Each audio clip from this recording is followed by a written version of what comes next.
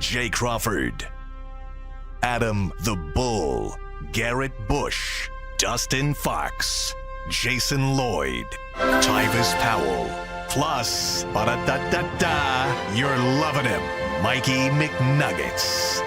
And so many big names, it would take me hours to say all of their names. The ultimate Cleveland sports show starts now. Booyah! Welcome, everybody, to the latest edition of the Ultimate Cleveland Sports Show, along with G. Bush, Dustin Fox, Tyvis Powell. I'm Adam the Bull, and we got a lot to get to on what was an incredible win by the Cleveland Cavaliers last night. Steve, Mike, Anthony behind the glass, Earl up in his perch. And, guys, no time for messing around here today. What a game by the Cleveland Cavaliers yesterday. We're going to get into it. First, Mike, start us off. No, first, Bull, you have something about... Yes, good point, Mike. Thank you. I just wanted to say, from all of us here, what's going on in California obviously is a tragedy. We've had a lot of scary tragedies weather-wise. We had what happened in, like, the Carolinas, Tennessee area, 4 or 5 months ago it was, North Carolina. Obviously what happened in New Orleans, that was not weather-related, obviously, another sad incident. And these wildfires that are going around California are just horrible. And so to any viewers we have out there, and obviously anybody suffering with what's happening out there, we're thinking of you and we wish you the best, because it's scary stuff there. Yeah, man.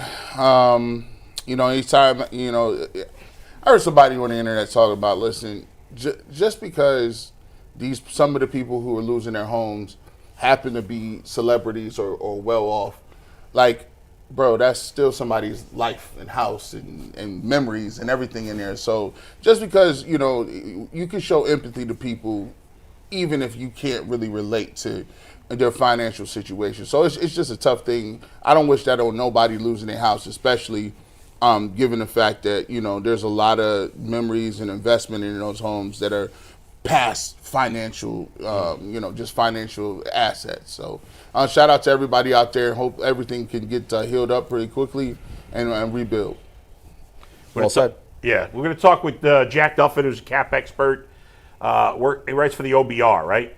Correct. Yeah. And also been featured on Over the Cap before. Yeah. We'll talk to him about the Browns cap situation at 11:45. Howard Beck, a Bleacher Report, will join us at 12. He's at the Ringer now. Oh, I'm sorry. Used to be a Bleacher Report, now at the Ringer. Correct. We'll talk to him at 12. We're going to spend most of the show talking about the Cavaliers starting right now. Mike, go ahead. Yeah, let's get right into it. A massive, massive win last night deserves a massive show from the UCSS audience, and this is the most viewers we've ever had at the start of a show, Bull, that's not a Browns breaking news or Browns post-game show. So shout out to you guys for tuning in to get the best Cavs coverage around. If you want to see the Cavs in person, they're back at home tonight against the Raptors. They're home again on Sunday against Indiana. And if you're going to get tickets to those games, you better be using the Game Time app to get tickets. Ant's looking up the cheapest get-in price for tonight's game. Ant, how cheap could someone get into tonight's game against Toronto? You can save some money if you did go to the game last night. The cheapest seat is $4 tonight. Yeah, I was just going to say $4. $4. That's your get-in price tonight for the Raptors at Cleveland. But if you're going to use those tickets, even though it's $4, you better use the Game Time app. Game Time is the best, and Game Time picks filters out the fluff to show you only incredible deals on great seats. You don't have to waste time searching through thousands of tickets. Take the guesswork out of buying tickets with Game Time. Download the Game Time app, create an account, and use code LOCKEDON for $20 off your first purchase. Once again, create an account, redeem code LOCKEDON for $20 off. Download the Game Time app today. What time is it? Game time. There you go. Let's go. Cavaliers, guys, last night with an unbelievable performance. In my mind, Mike, we're about to do our Around the Horn, but we had a specific topic, and now I can't remember what it is. Perfect. Well, I'll lead it into it. See, that Bull wanted to do shotgun intros. I said, let's make it a little more specific. In my mind, we were doing shotgun intros. And but the Cavaliers beat Oklahoma City last night, 129-122. Yeah. That's the number one defense in basketball, the fourth best since the turn of the century. The Cavs put up 129 on, despite the fact Donovan Mitchell struggled. He was just 3 of 16 from the floor. Guys, and we'll start with you, Bull, because I'm looking at you right now. Yeah. In any world, in any scenario where the Cavs beating an elite team like Oklahoma City in the last 2 years, if Donovan shot like he did last night. No chance. They would have got – if that was last year, they would have got smoked in that game. They would have probably lost by 20 points. I mean, that was – what happened in that game is completely opposite of what I had in my mind. I know it's a regular season, but nobody can tell me that wasn't a playoff level atmosphere. There's no doubt. I mean, the fact that Kenny Atkinson during his interview was like, I just want to watch this game. Wasn't this the best? Dude, I was getting texts from people that I didn't even think watched the NBA last night. They're like, dude, you watching this game? It's unbelievable. I'm like, yes, it is unbelievable. It felt like a playoff game. I was locked in. And I'm not a Oh, I know you. But you've been locked into I'm the locked Cavs into this that year. game. I was reacting to every bucket from the beginning, and I was late because I got home a little late, so I put my phone away. I didn't want to see any texts. I put on the game. I was behind. I would fast forward through every commercial break to eventually catch up at the end. But I was locked in. When I was starting the game, I wanted to start exactly like I could have easily started at 6 minutes into the first quarter. Right. Sure. I didn't want to do that. I wanted to see every play of the game. And in fact, when I was fast forwarding through halftime, when I stopped, it was like 11:42 of the third quarter. I went back. I rewound to see the first 18 seconds of the third quarter. I mean, the atmosphere was amazing, and both teams were awesome. And that's the thing. I feel like too often in recent years, we always want to denigrate our teammate, our opponents. Like, I feel like fans do that a lot. They want to crap on their opponents. I don't want to do that. I think, like the Cavs, the Thunder are a very likable team. Yeah. They're a very fun team to watch. I thought Kenny Atkinson made a great point when he said there was no chippy stuff. It was just two great teams playing a great basketball game, and it was not over till 50 seconds left when the Cavs. Oh yeah, and by the way, I never think it. it's over with OKC because they have all these Right. crazy come from behind victories. Right. They find a way to get back in games even if it's under a minute to go. I never felt like it was out of reach for them. No, and to Mike's point again, like Donovan was the worst player for the Cavs last night.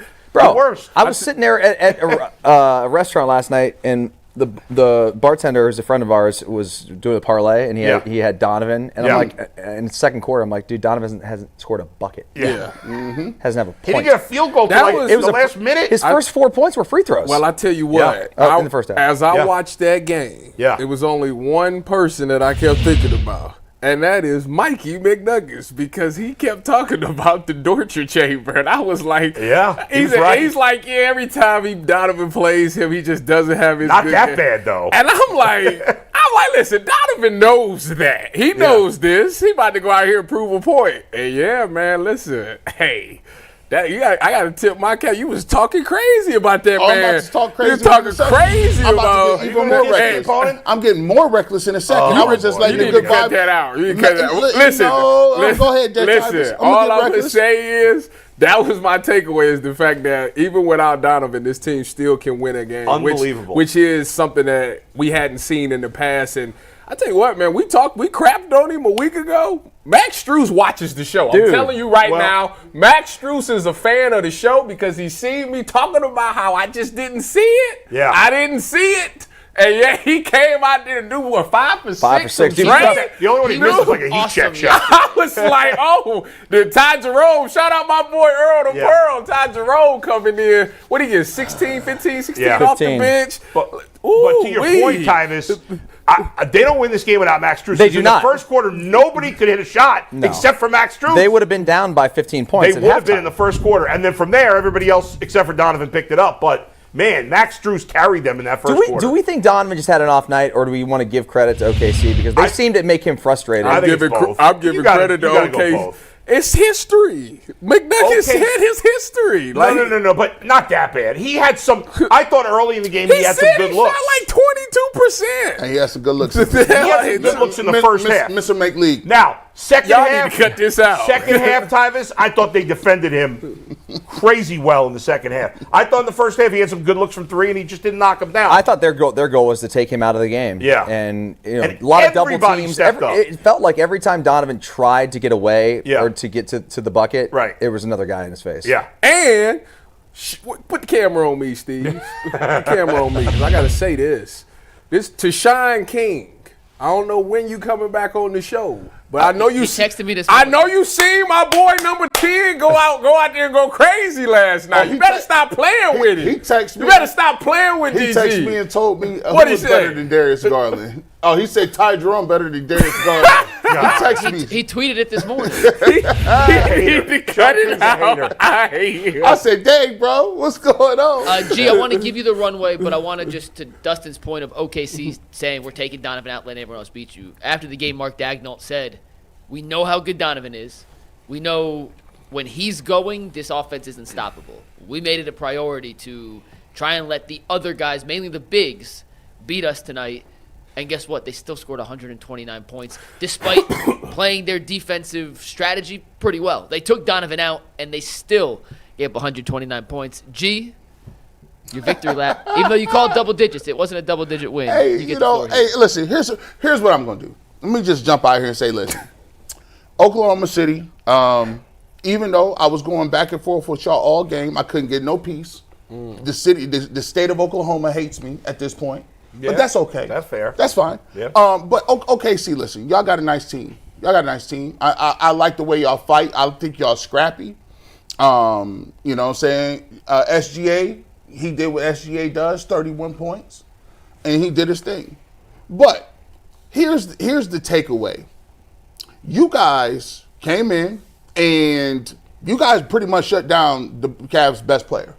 They did. They shut him down. But can you imagine? Donovan Mitchell is not going to have very many more games like that. And you shut him all the way down, and you still lost. Yep. And SGA still got his, and Williams got his. Sure did. So this is the scary thing about the Cavs and what I was kicking. Wait a minute though, G. They are missing their third. Here we go. I just wanted to throw that out there. And I knew we was going to get to that. I just wanted to throw that out there. Go ahead though. I knew he was going to get to that. See, I don't know about you guys. When I was in middle school, my coach said, I said, man, coach, I'm tired. He said, bro, if you grow to be 25, 30 years old, you're going to be the healthiest you're going to be right now. You're going to be tired forever. And I said, dang, it's like that? He was like, yeah, I work on the sanitation department. I said, oh, that manual labor game. So when people be talking about, oh, Chet wasn't there, that's part of the game, man. Everybody, you ain't no team ever no 100% healthy. Chet was not there. I don't count none of that. I think what we got to start doing is saying this. If you don't got your guys there, that's on you. That's fine, but I think the only reason Tyvus brought it up, correct me if I'm wrong, is because G made the point of, well, they did great even with Donovan Mitchell struggling, and you're saying, well, he was saying like it's not an excuse why they lost, and the Thunder aren't making. I was saying for them to compete the way that they did play in this game and only lose by 7 points. I was just saying I think Chet can make it. You know what? I look at it like this way. At 31, what is 30? What is his record? 32 and 4. Cavs are 32 and 4. At 32 and 4, I'm done apologizing for everybody. At 32 and 4, what we need to start doing is this. When we got our teams that are horrible, we kill them. We do the best job of murdering our teams when they're up here. Owners do something, quarterbacks don't do nothing. Wait a minute. Y'all. Okay. we do a good job of killing them. Yeah. Well, listen, when my team is overachieving and they playing like they is, I'm going to be obnoxious. I'm sorry. Good. That's I'm going to be over the top because 32 and 4 is not we'll wait and see. I don't care about the Celtics. Oh, that should be done.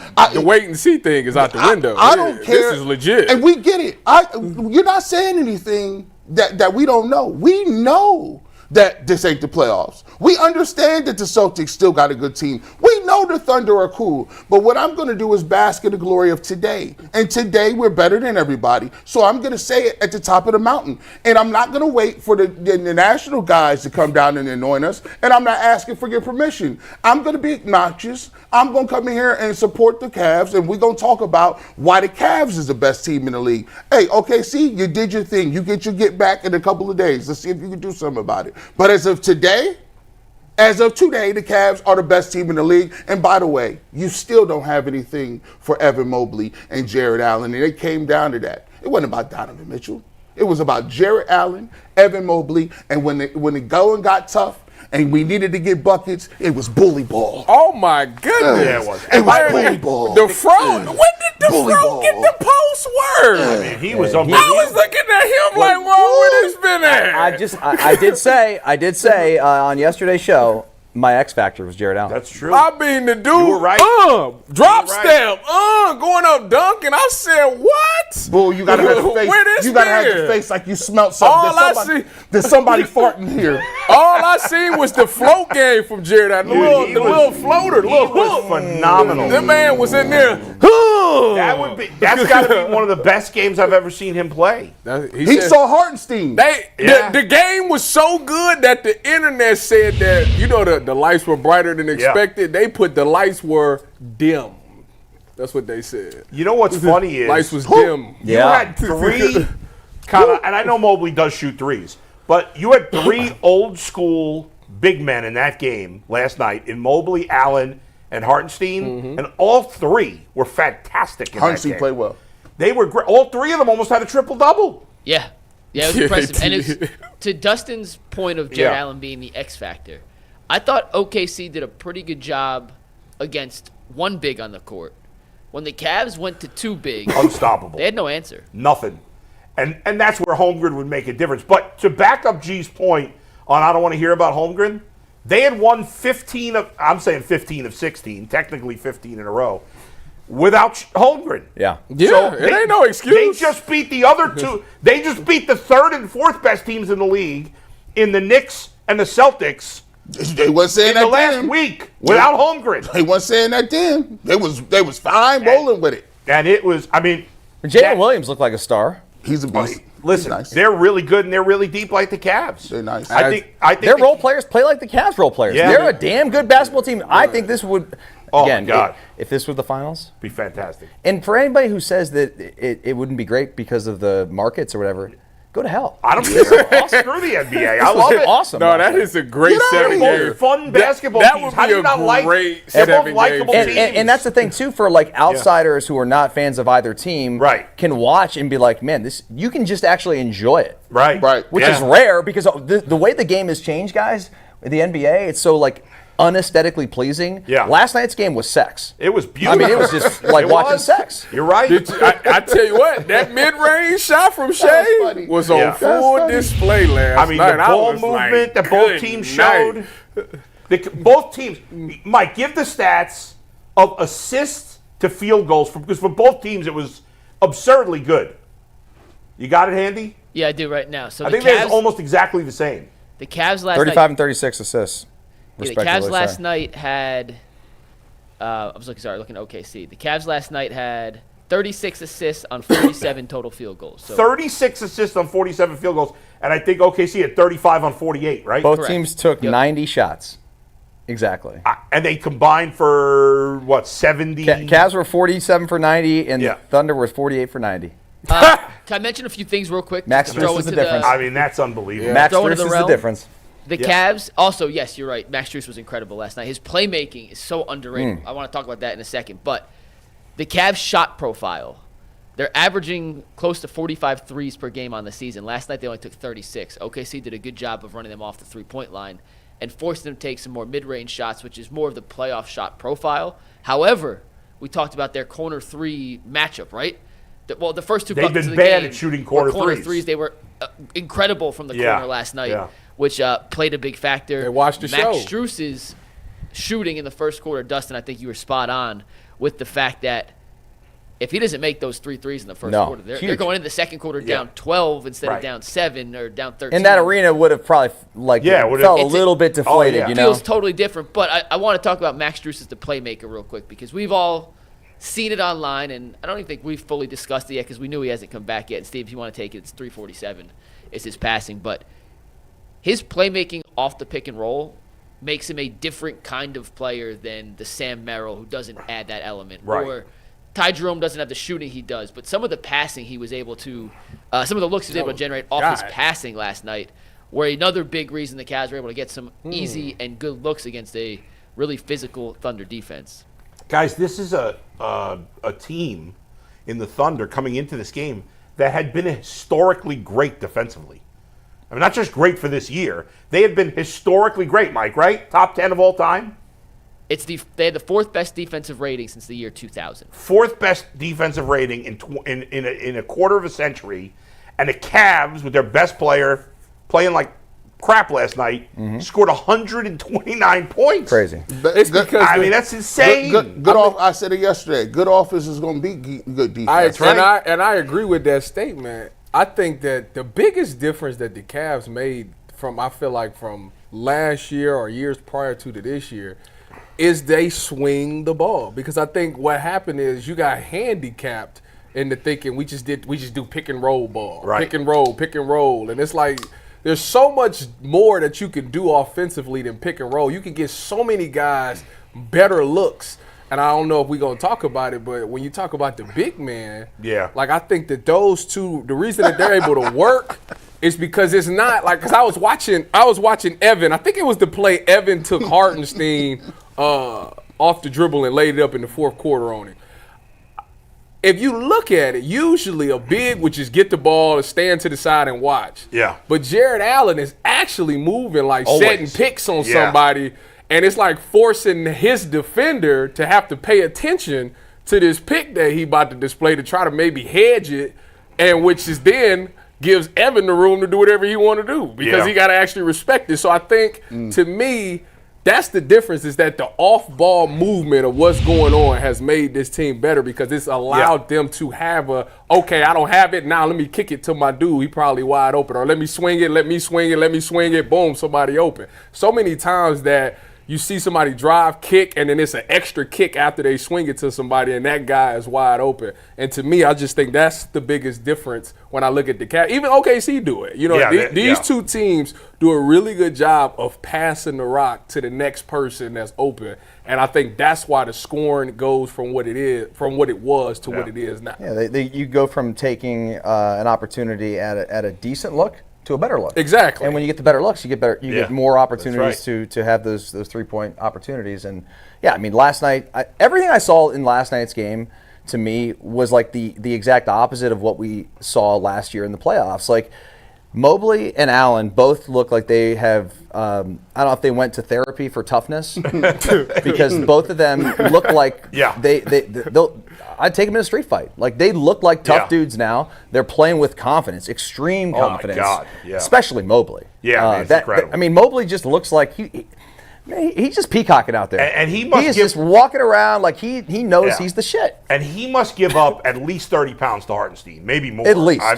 Hartenstein's a big, strong dude, and he was not afraid of him at all. I tell you what, man. The thing that sets him apart, we talked about it the other day. I said, man, go ahead and let him keep coming out here with these 6'5" guys. That's not going to work this year. That's not going to work against the Cavs. And you know what they did early on? They made sure that when Gilgeous-Alexander was matched up on those guys and they was trying to switch, we finding them right now. And the thing that sets them apart, as we spoke at nauseum about, is the too big passing. Well, we're going to get to that in a sec. I want to do one last thing before we get to the big because this will put a bow tie on that, and I promise we're going to get to the Evan Mobley, Jarrett Allen connection. But I asked Donovan after the game last night. Yeah. That stage, that opponent, that outcome, what do you hope the narrative is for this Cavs team moving forward? If you guys didn't see me tweet this, here's the soundbite, and then I want your real quick reaction before we get into the Mobley, Allen, big combo. But this is Donovan Mitchell on what he thinks the narrative of the Cavs should be moving forward after last night's win. It's very clear that we belong here. I don't think we are waiting for the national media to be like, oh, they belong. I think for us, we knew. But you got to go out there and prove it respectfully. Like, no matter how much we know, we've said in camp, no matter how much we know, you got to go out there and do it on a night-to-night basis. We went 31-4, people still don't believe. We win tonight, people still won't believe. All right, we got to continue to be us. It doesn't matter, I think that's more so for Cavs fans, which we appreciate the annoyance of it from Cavs fans. But I think for us, just continuing to be us, and we'll be fine. I think, but you're seeing it. We got a lot of talented players, man. And if you don't see it by now, then I don't know what else to say. Yeah, and the reality to that commentary by Donovan is it really doesn't matter what people think about you. And I don't think internally they really care. It's great to have your flowers. Everyone wants to be praised and told nice things. But at the end of the day, they're doing it. Nobody can refute the fact that they're a damn good basketball team I don't know if they're an all-time great team. We'll find out through the first 36 games. They're an all-time great basketball team. Yeah. Nobody who watches basketball can look at them and say they're not good or they don't have a chance to compete for a title. They shouldn't be a contender. Right. They are. And the thing I love about this team, they just go do their work. Just give me the lunch pail. Okay, where we got to be? What time's the game? Okay, we'll be there, and you know exactly what you're going to get. I mean, they are becoming, and this is a great line. I don't want to steal it from a coach, but a coach gave me this before the Bahamas Bowl. He said, I asked him about one of his linebackers, and he said, we call him Ruth Chris. I said, why? He goes, you know exactly what you're going to get. You ever had a bad steak at Ruth Chris? No. Cavaliers, this year, they're Ruth Chris. You know exactly what they're going to score a lot of points. They're going to play good defense. They're going to hit their buckets. They're going to play good, fundamentally sound basketball. It's exactly what you want, and you get it every night. You know what I like about this game, though? This game showed me just the growth that this Cavs team has had in just, half a season. Because remember when they first played the Celtics and they got ran off the three-point line and it was like a disastrous, like they couldn't – I know the game was they still made a close. run at the end. Yeah, but it was worse than what the final score. Right. Fast, then they played the Hawks. Same thing. Right. Size, length, run them off the three, pause. And then last night, they did the same. The OKC tried the same thing, but yet they were ready this time. They was able to shoot those mid-range shots and make those shots and be comfortable doing those things. So it's nice to see them just grow from what they were at the beginning of the year to where they are now, to the point where it's like if they hitting threes and they got the ability to hit the mid-range and they can finish well. Yeah.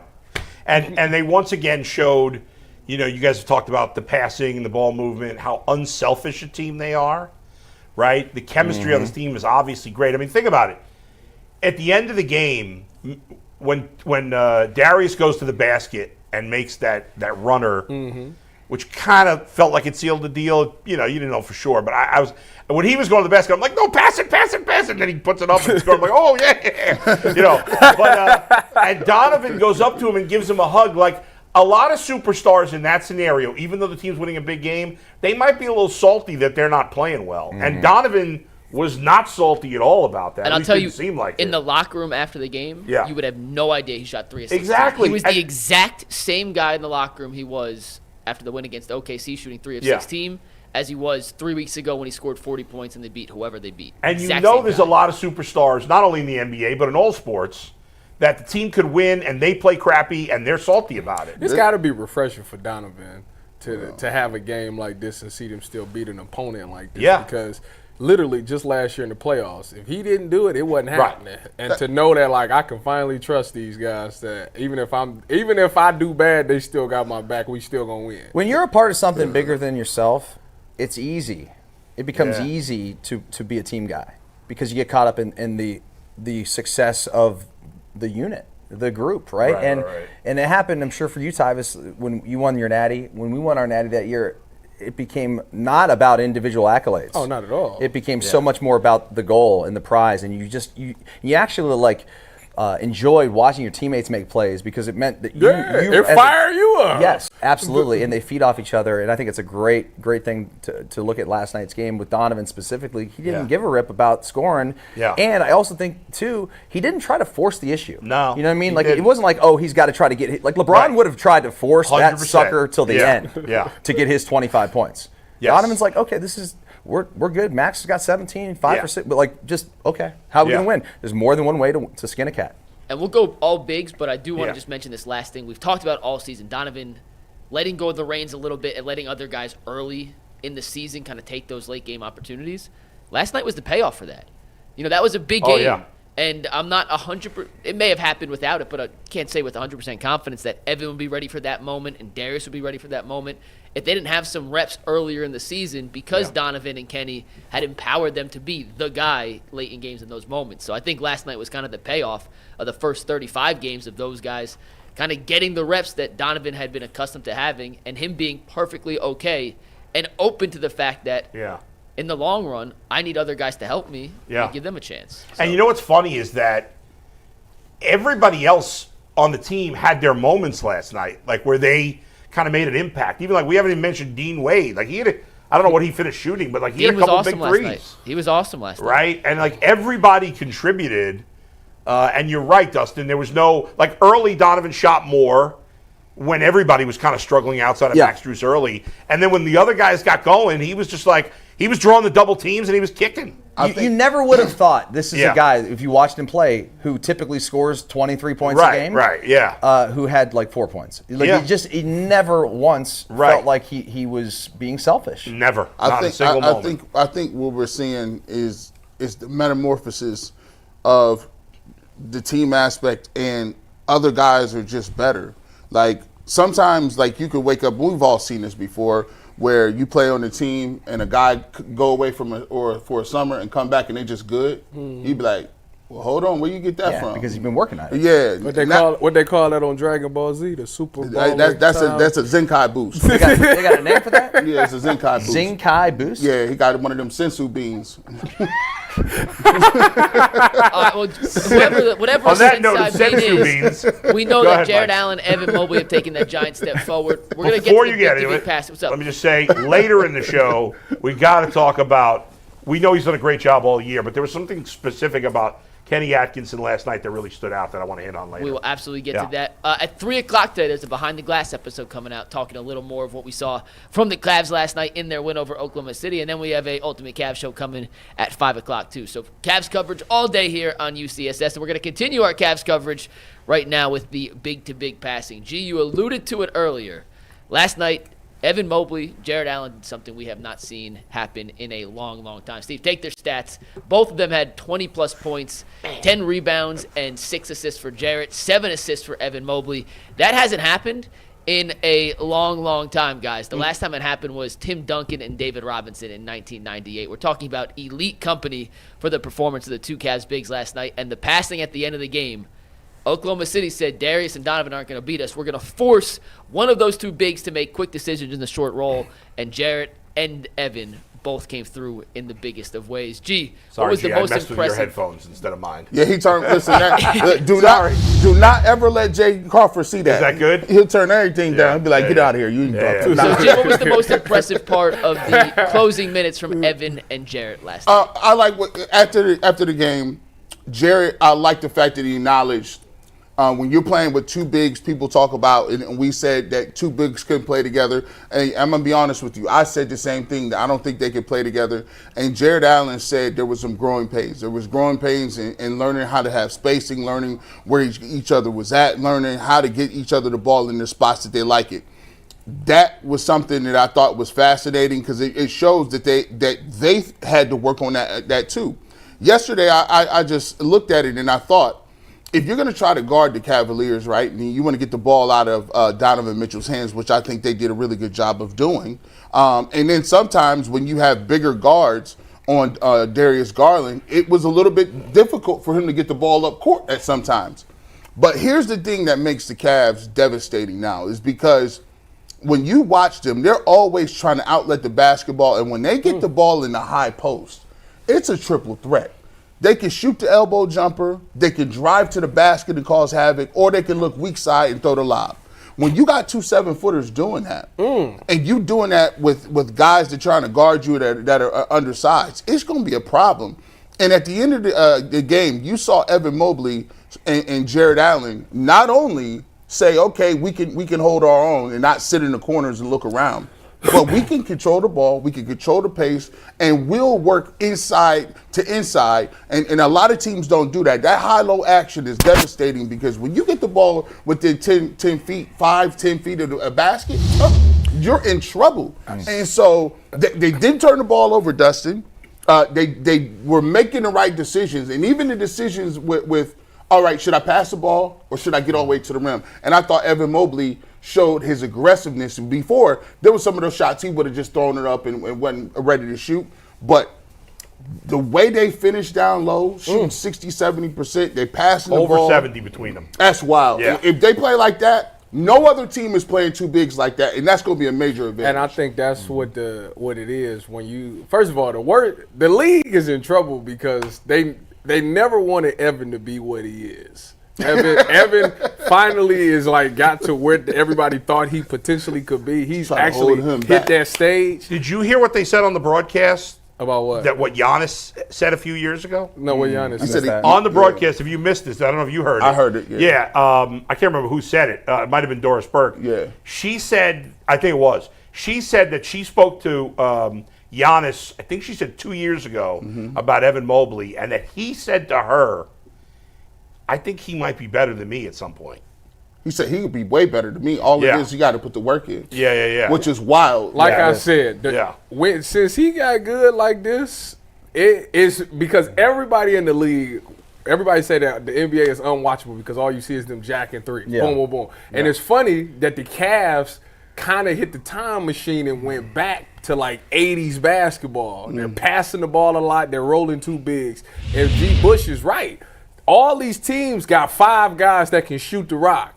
But when you got 5 guys shoot the rock, you ain't got 2 7-footers on the court that's shooting the rock either. So what's happening is now you getting, when that ball does get into the high pickup, you got a smaller dude on him. Self-consciously, the big is saying, I got to help there. He checking Evan. I got to slide over and help. Yeah. So now you're forgetting about Jarrett, and he just backdooring and catching oops because it's just there. So that's, to me, is why the big passing is so effective, because nobody has matched the personnel of the Cleveland Cavaliers that can actually withstand. Bigs don't feel comfortable being on the perimeter. You got to actually check Evan on the perimeter. And McNuggets had a great tweet this morning where he was like, Evan 1,000% last year would shoot a fadeaway shot right here. Evan is putting the ball on the ground, crossing you over, going to the cup. And as a big, I'm telling you, you get nervous. Yeah. You get nervous in them situations. This is the play Tyvus is talking about, by the way. He 100% takes a fade. This was for the game winner, or the game clincher. 100% takes a fadeaway in that spot last year. Right into his chest. He took it right to his chest. Right to his chest. No shot blocker. I'm gonna finish in your face. And make you feel it. Dustin, what do you got on this? The 2 big guys. I mean, it's unlike anything we've seen in the game right now. To be able to have these 2 guys who are so versatile, so talented. I mean, Mobley has added the outside game. He's added everything to his game. Like you said, man. Like when we drafted Evan Mobley, there was a whole like, hey, what's this guy's ceiling? What's his floor? Right. And his ceiling was always like this Bosch comparison. Yeah. And can this guy become sort of like this outside shooter? I mean, people keep saying about Giannis, like if Giannis could develop a 3-point game, then he'd be a game changer too. But Mobley has done it. Allen's always been a great player. I just think this year, for whatever reason, his confidence seems to be up, and both these guys are playing at an extreme high level of confidence. I think the coach deserves a ton of credit. No doubt. I think this team deserves a ton of credit for gelling together. They have learned to play together. There's more than one way for them to win a game, depending on who's having a good night, who's having an off night. Our bench seems to play so well together. They step up at the right times. They sort of ham and egg it at times, but that's okay. There's more than, like I said, more than one way to win a basketball game, and this team is proving it. And I'm telling you right now, any team in the league right now watches the Cavs or talking about the Cavaliers right now, they should be scared, because the Cavaliers are a team that absolutely can win a title. Especially after last night. Yes. I think last if you night had any cemented it. doubt at all about this team, last night put that to bed. And here's the thing. I think we've talked a lot about Evan Mobley's outside shooting, which obviously is significantly improved. He's more confident when he shoots it. But to me, the most important aspect of his game that has changed is something all you guys have alluded to, but I want to drill down on it more. It's the fact that he is willing to take the ball from the top of the key or the elbow and go to the basket. And, because that, as you said, Tyvus, makes the big guys uncomfortable. What happened to Hartenstein? Had a great game, but he was in foul trouble. He couldn't play as aggressive defensively later in the game because he was in foul trouble. And Evan Mobley, especially with Evan Mobley, because Jarrett Allen's not really taking the ball from the top of the key and going to the basket. He doesn't have the skill set like Mobley does. Mobley can take it on the dribble and really, really make you uncomfortable. Yes, and what did we see? Almost every time he did that, double team, somebody cutting, usually Allen, either a foul or pass to Allen for an easy dunk, because who are you going to double off of? You're going to double off of Allen. And Evan Mobley has become, I don't know that his assist numbers are that much up from last year, but he seems like a way better passer than he was. Mikey McNuggets, what both of them playmakers. This Cavaliers team, I'm just curious, because obviously they shoot a lot of threes, they make a lot of threes, but how many buckets are they getting in the paint or around the? Because they're taking the high percentage twos, right? And when they double team, and you mentioned it, Adam, and you Yeah. kick off to Allen Yeah. or kick it to Mobley, vice versa, those are high percentage shots. Absolutely. Just as Yeah. an open three is for this team too. So like, it's not like they're taking a lot of bad shots. Not at all. I'll look up the rankings in terms of I'm just points curious. in the paint and stuff. But with the big-to-big passing, Steve, take this video real quick. When teams try to blitz the pick and roll, this is what Allen and Mobley have gotten so good at this year. When they catch right there, you're in a no-win situation. You either leave him wide open, you help from the wing, leaves an open three, or in this case, they're now doing this little back cut with whoever the other big is, and that's how you get the first dunk. This was the game-winning or game-sealing bucket from Evan, but they ran this play 4 or 5 times last night, mostly in crucial situations. You'll see it rotate again here, but get the ball inside, and your help's coming from nothing. The fact that they're both willing and advanced level passers from that short roll is the biggest area of growth, in my opinion, for how That Evan is Mobley a has dime. unlocked the Come on, rest of man. this And offense. think about it. If you double team him, then the other guy's open. If you don't double team him, he's just going to go to the basket on you in terms of And Mobley if you don't specifically. blitz the screen, Yeah. which some teams are much better at, some teams don't believe in it, Yeah. then you're putting your guard defending Darius or Donovan in a severely disadvantageous position because they're 35 feet from the basket, fighting around a screen, trying to stop Donovan and Darius from getting downhill, Right. which they're both near the top of the league. Draymond Green used to do that same play with Moody. He's the best of all time at it, G. McNuggets, let And me, he used to kill people with that. I'm like, can you stop this? And they're like, no, actually you can't because Clay and Steph are out there and you can't help off them. So that's they're what I gonna want get to that. know. McNuggets, if you was coaching, like, what would be your counter to this? Like, if you was pick your poison. OKC. It's a pick your poison. And OKC made the decision last night that we'd rather live with 2s than 3s against Cleveland, which this season Cleveland's shooting 40% Yeah. from 3 as a And team. maybe It's in a number 1 in 7-game the league. series, it would work And maybe for it him. pans out more. We'll Yeah, see. last night And it they didn't got- work though. they And got the Cavs, juiced to death. and specifically the 2 bigs, made Oklahoma City pay for their decision to not help on the baseline big and stay out on the corners. The thing is, if you go help on the baseline big, that leaves Dean Wade, who made 3 threes last night, or Max Strus, who made 5 threes last night, or Karis LeVert, who's top 10 in the league in three-point percentage, wide open on the backside wing, or backside corner, which, as I mentioned before, Allen and Mobley are both really good passers from that spot. They had 13 combined assists last night, guys. Yeah. That's more than Darius and Donovan had combined. Think about that. Yeah, and what's funny, that is amazing. And what's funny is the core 4 actually shot, Mike, correct me if I'm wrong, the core 4, I know Allen doesn't do it, but the core 4 was terrible from behind the three-point line, right? The rest of the team must have shot 60% from 3. Mental math, 2 for 7 plus 2 plus 6 is 4 for 13 plus 0 for 3. They were 4 of 16 from 3. I think that's 4. Okay, and what was the rest of the team? So what were they total from 3? 15 to 36, 42%. Max So they- Strus, 5 for 6. LeVert, 2 for 5. That means they were 9. What'd you say? How many threes did they hit? They hit 15 threes. So that means they were 11. The rest of the team shot 50% from 3. Yeah, Dean Wade, 3 of 4. Yeah.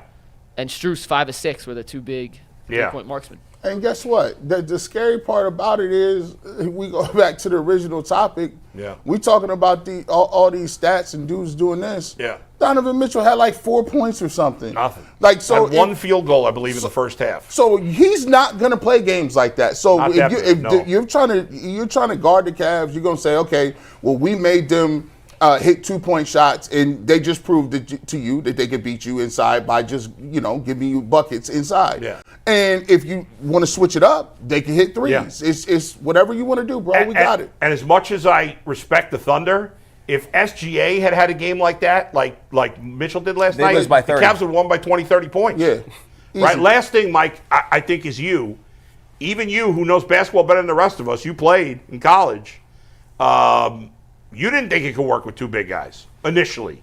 No, I had my hesitations, and I I don't think anybody thought it could. I have been proven wrong thus far, and I could we're all not be more happy about happy that. to be wrong. Yeah.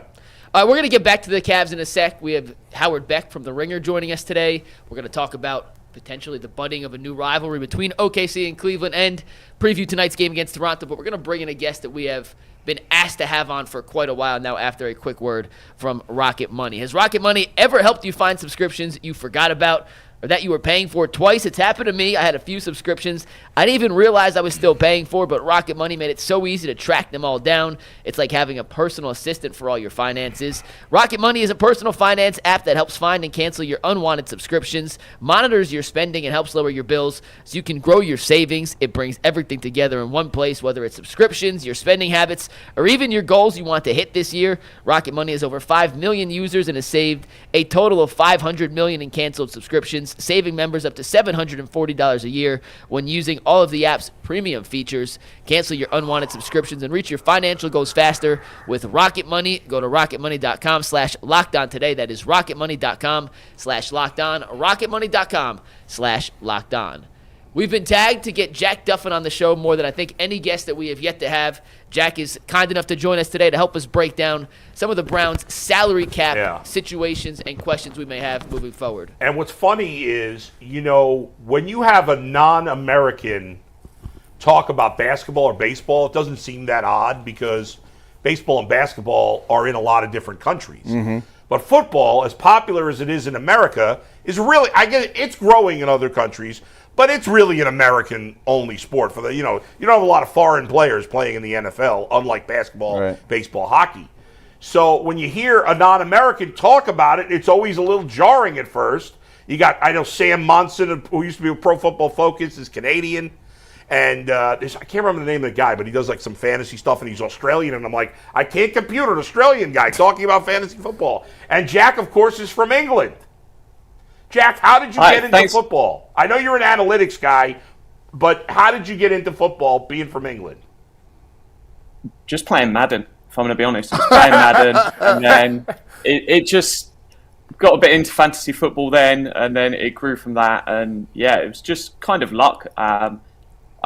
When I was a kid, it was like the first game I turned on TV, it was Miami Dolphins versus New England Patriots. And I was only young. I was like, I'll choose the team with England in the name.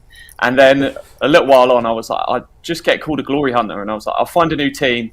Loved the film Moneyball and the book. And then literally 2 weeks later, Paul DePodesta joins the Browns. And I'm like, right, let's just do it. And then we didn't win a game for, we won one game for 2 years. So I was thinking maybe I made the wrong decision here. And everybody, DePodesta's become the boogeyman here in Cleveland, of course. Every time there's something wrong in the organization, he is blamed, whether it's his fault or not.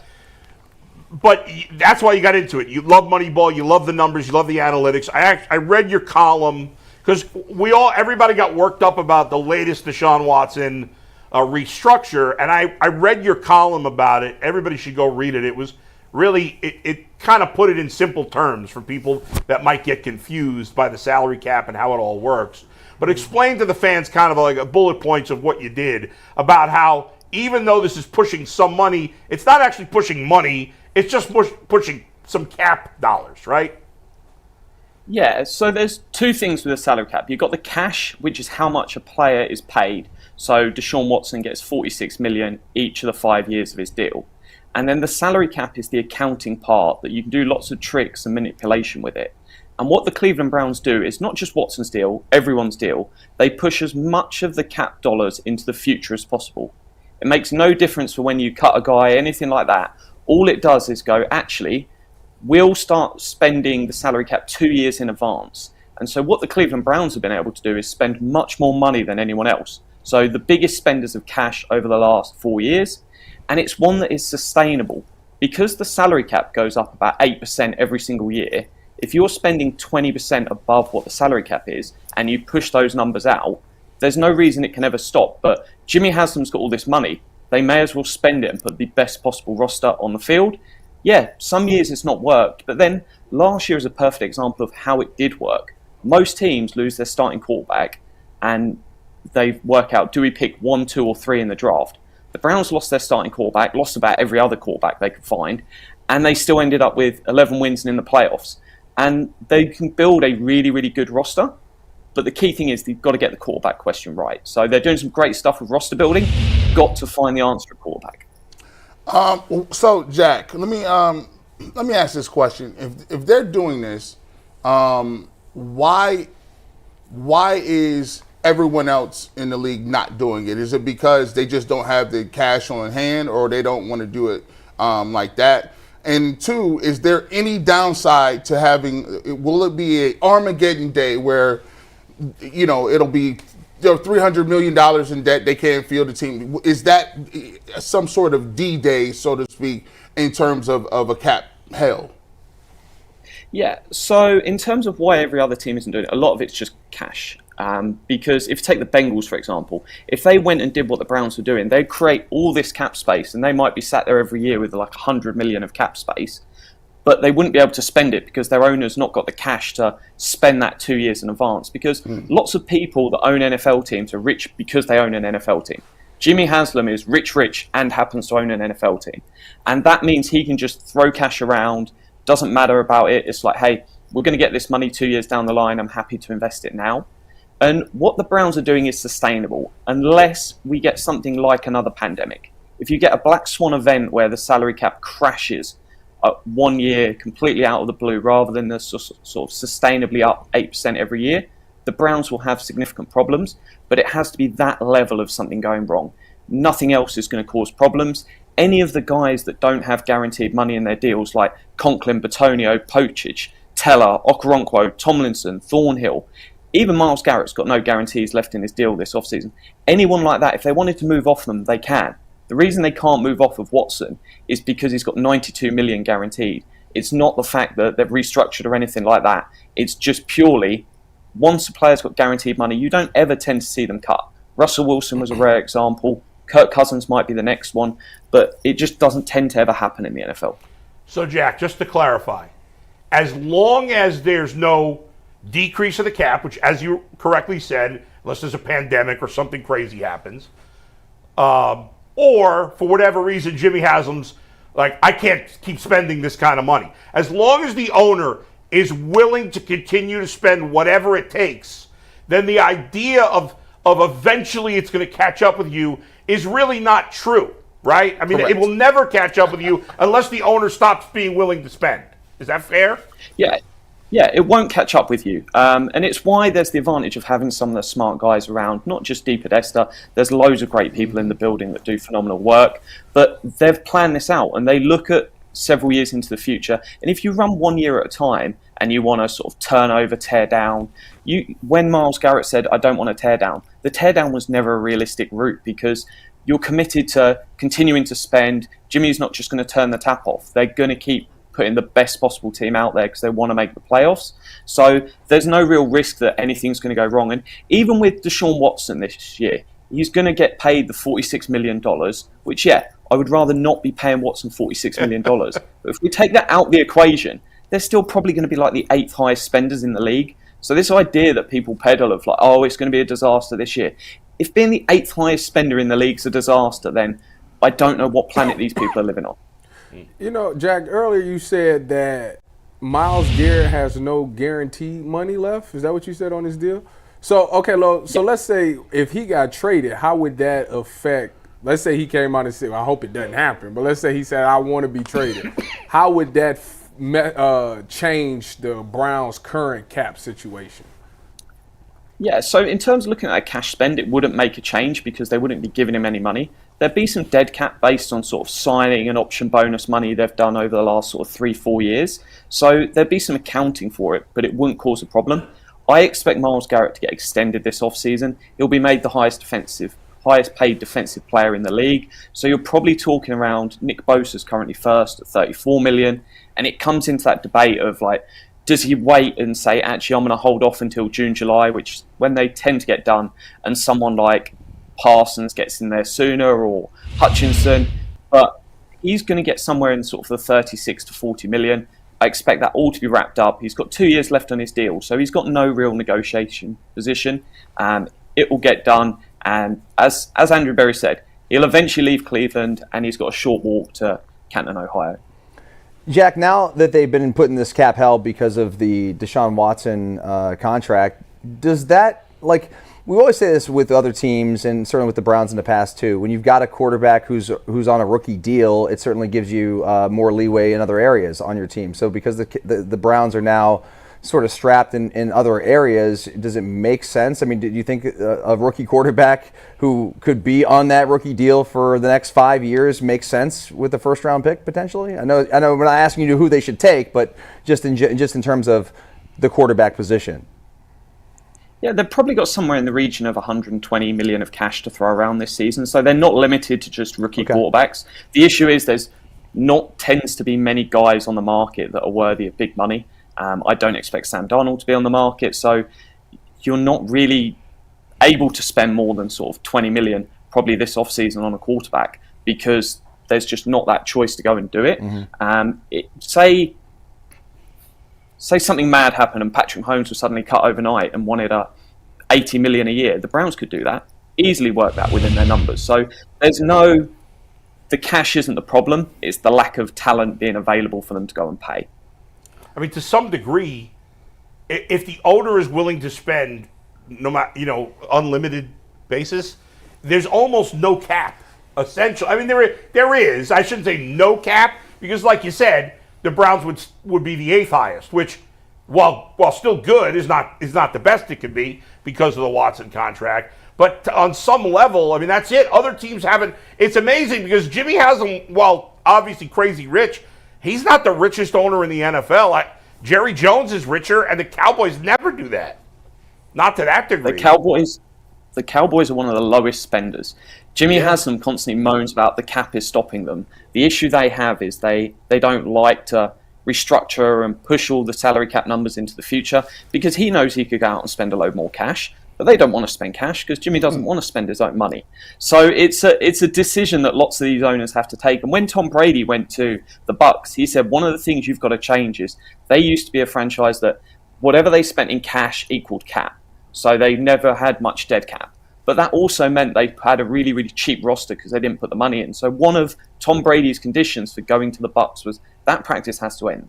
I want to come here and win. And if you're not willing to invest in the team, I don't want to be a part of the Bucs. So it's an interesting one to note that the sort of limit is about your 120, 125% of the cap each year because if you start going over that on a consistent basis, the 8% rise in the salary cap is just not going to keep up with where you want to be. So it's one that they're probably going to invest about 335 million this year in the starting 53-man roster, including Watson's money in that. But the salary cap's only going to be 272.5 mil. That's the current projection. The Browns think it's going to be slightly higher per the recent ESPN article, but they're going to go out and spend a load of money. It might not be on big flashy names. It might be more like, hey, they're going to bring 6-7 guys on sort of 8 to 12 million rather than blowing 20 million on one free agent. But they will fill all the needs the roster has by the time we get to the draft. So lots of the discussions are they drafting for need? They're not going to draft for need because they're going to fix that by the time we get there. Well, listen, I'm going to save this and I'm going to put it on a flash drive. So when all of the mortgage analysts and the regular people try to tell me that the cap is Jay Crawford. The cap is like a household. Tighten your belt string. No, that's not it. Can you tell them? There's two examples that people always bring up. They bring up the San Francisco 49ers back in the day with, I believe it was Carbon Policy, when they basically couldn't field a team because they were at cap hell. And then there's always the New Orleans Saints who are brought up about cap hell as well. What is the difference and why did they get into trouble compared to why that does not apply to the Browns and how they move? Yeah, so my NFL knowledge doesn't go back as far as whatever that 49ers part was. I'll hold my hands up there. But the Saints currently sit at 31st in the league of cash spending over the last 4 years. So I think a big part of their problem was potentially with the pandemic. They were probably doing what the Browns were doing before the pandemic hit. And the issue with the Saints is they've not admitted defeat. And it could have been a nice sort of, that happened, 1 to 2 years, let's just tear it down, accept that the pandemic's happened and it's effectively screwed them. And instead they've just tried to limp. And limping's the worst place to be. You just want a hard reset and they could be back to spending massive amounts of money, but they've just tied themselves in a knot. And this offseason is probably going to be the time they've got to accept that it's not going to go the way they want. But they continue to limp in the hope that it's going to get better. Jack, good stuff, man. Great insight. Nice having you on. We'll have you on again soon. Yes, sir. Thanks, man. 100%. Thanks for having me. Yeah. That was Jack Duffin. Check him out on the OBR. We're going to do a quick read, bring in our next guest, Back get to the back to the Cavs. Yeah. With a national writer who is just as high in the Cavs as we are. If you want to see the Cavs in action tonight against Toronto or on Sunday against the Pacers, you better be using the Game Time app to get your tickets online. Game Time is making it even easier to get tickets to see your favorite teams with their new feature, Game Time Picks. Game Time Picks filters out the fluff, showing you only incredible deals on the best seats, so you don't have to waste time searching through thousands of tickets. You can take the guesswork out of buying tickets with Game Time. Download the Game Time account, create an account, and use promo code LOCKEDON for $20 off your first purchase. Terms apply. Once again, create an account, redeem code LOCKEDON for $20 off. Download Game Time today. What time is it, Bull? Game time. Game time. And with that, we are thrilled to welcome in Howard Beck. He is a senior NBA writer for The Ringer, and he is hopefully just as high in the Cavs after last night's win as we are. How you doing today, Howard? Doing great, gentlemen. How are you? We're great, Howard. And before we get into anything else, I know you're from California, born and raised, so I hope everybody in your family that still may be out there is okay, because obviously we've all seen the videos, and it's pretty horrific what's going on out there. No, thanks. Appreciate it. I'm originally from the Bay Area, but I did spend 9 years in Southern California. My wife's family is in Ventura County. But you guys would not believe how many people, names that you would know, and I don't want to disclose everybody, but there's a lot of NBA people, both media, coaches, players, others with ties or homes, not only in the Palisades area, but in the Pasadena area. Everywhere you've seen a fire, unfortunately, I know people who have been affected. I know a lot of people who had to evacuate the last couple of days. So I appreciate that, and I'm just sending my heart out to all of them too, because it's rough. It's really scary. It's horrifying. Just awful. On a much lighter note, Howard, I think there's a lot of fans around the country. Certainly not here, and certainly not in Oklahoma City. But there's a lot of fans that have not seen much of the Cavs or much of the Thunder. And if they got their first taste of both teams last night, they were probably pretty excited, as just a basketball fan, to see that game. I know we were, as a neutral guy. What did you make of the two best teams right now in the league playing last night? I mean, one, they delivered. It was a great game. You get a little cautious sometimes if you're an NBA media person, if you're a reporter, if you're saying like, hey, this is a big game. This is I know it's early January. These are the dog days of the season normally. And you say, hey guys, if there's one game to tune into right now, this week, this month, Cavs Thunder. And the casual fan is going to be like, I think I've heard a little bit about the Thunder, but the Cavs, I'm not sure. And maybe people aren't familiar. And then you just hope the game delivers, right? On behalf of the NBA and all of us who love the league, even as a neutral observer, you hope it delivers. It delivered. So that's number one. Number two is, I mentioned January, normally the dog days of the season, and yet here we had really a meaningful game. You don't always get these, right? They created the NBA Cup because they wanted to manufacture meaningful games. This was way bigger, with all due respect, than that, because these two teams may well be on a collision course for the finals. The Thunder have been the favorites since the offseason, since the summer, to come out of the West. The Cavs have not been the favorites because the Celtics won the championship and came back completely intact. And so the rest of this season, I think, and obviously we've got a rematch of these two teams next week, but the rest of the season, I think, is going to be a lot about, okay, the Cavs, they delivered. They made their statement. They showed what they're capable of on a big stage against a really great opponent, against another absolute contender. How's it go the rest of the way? How's it go the next time they meet Boston or anybody else who feels like they're in the race? But they have stamped this thing. I don't think they needed to stamp it, by the way. You're on a 70-win pace. You're already a contender. But some wins are more meaningful than others in the course of a regular season, and this one mattered a lot. Howard, when we look at this Cavs team for so long, when they decided to run back this same roster, a lot of people said that it wouldn't work because you got two small guards and then you got two big men, especially in today's NBA. When you watched them last night, how is it that they're able to overcome those two things that a lot of people say you can't win with? Yeah, it's funny. I wouldn't say I was firmly in the camp the way you just laid it out, but I was probably leaning that direction. There were a couple reasons why I thought they could not keep this group together. One is, too much overlap in the two guards, the two bigs. Was it fluid enough? I mean, listen, there were times last season, you guys saw it up close. where sometimes they were at their best when one or two of the four were injured. And it was a little bit more simplified, and you knew, okay, it's Donovan's show because Garland's out. It's Garland's show because Donovan's out. And then it was tough between the bigs because Mobley didn't really have enough consistency away from the paint. Well, a lot of things have changed since, not a lot of things, but some significant things have changed since last season or over the course of the last couple of years. I think Mitchell and Garland have gotten more comfortable with each other. That's a piece of it. I think Mobley being a knockdown three-point shooter now, hitting 40%, career high volume, career high attempts from three. All of that has helped to make Allen and Mobley more functional together. And then on top of it all, I mean, listen, Kenny Atkinson is leading coach of the year candidate for a reason.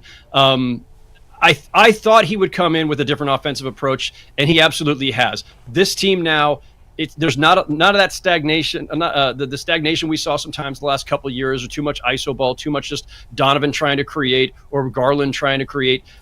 There's more movement, which is what you would expect. Like Kenny Atkinson coached for several years under Steve Kerr in Golden State. He spent time under Mike D'Antoni here in New York when I covered him. I knew Kenny Atkinson would come in with a different approach. And I think that, tons of credit to the players, especially Mobley and Garland, for taking that next step as young stars, but giving them a template with an offense that has more movement, that is less just straight up high pick and roll and iso ball. It's opened up a lot. And I think that you see that even last night, like I was trying to remember how many guys ended up with like at least 4 assists, like Garland, Mobley, Allen, Mitchell, Strus. All those guys had at least 4 assists last night, and every Cav who played had at least 1 assist. And I think that's a testament to the offense too. Howard, speaking about the Cavs who played, that was a big game last night. It was close the entire way. They played 10 guys. I mean, the bench has been basically unlimited to Kenny Atkinson so far this season. Like when we get to the playoffs, do you see them doing a similar type of rotation, or are they tightening it up?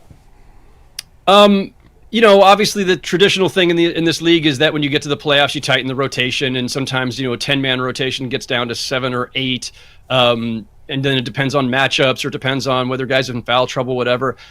That's probably the case.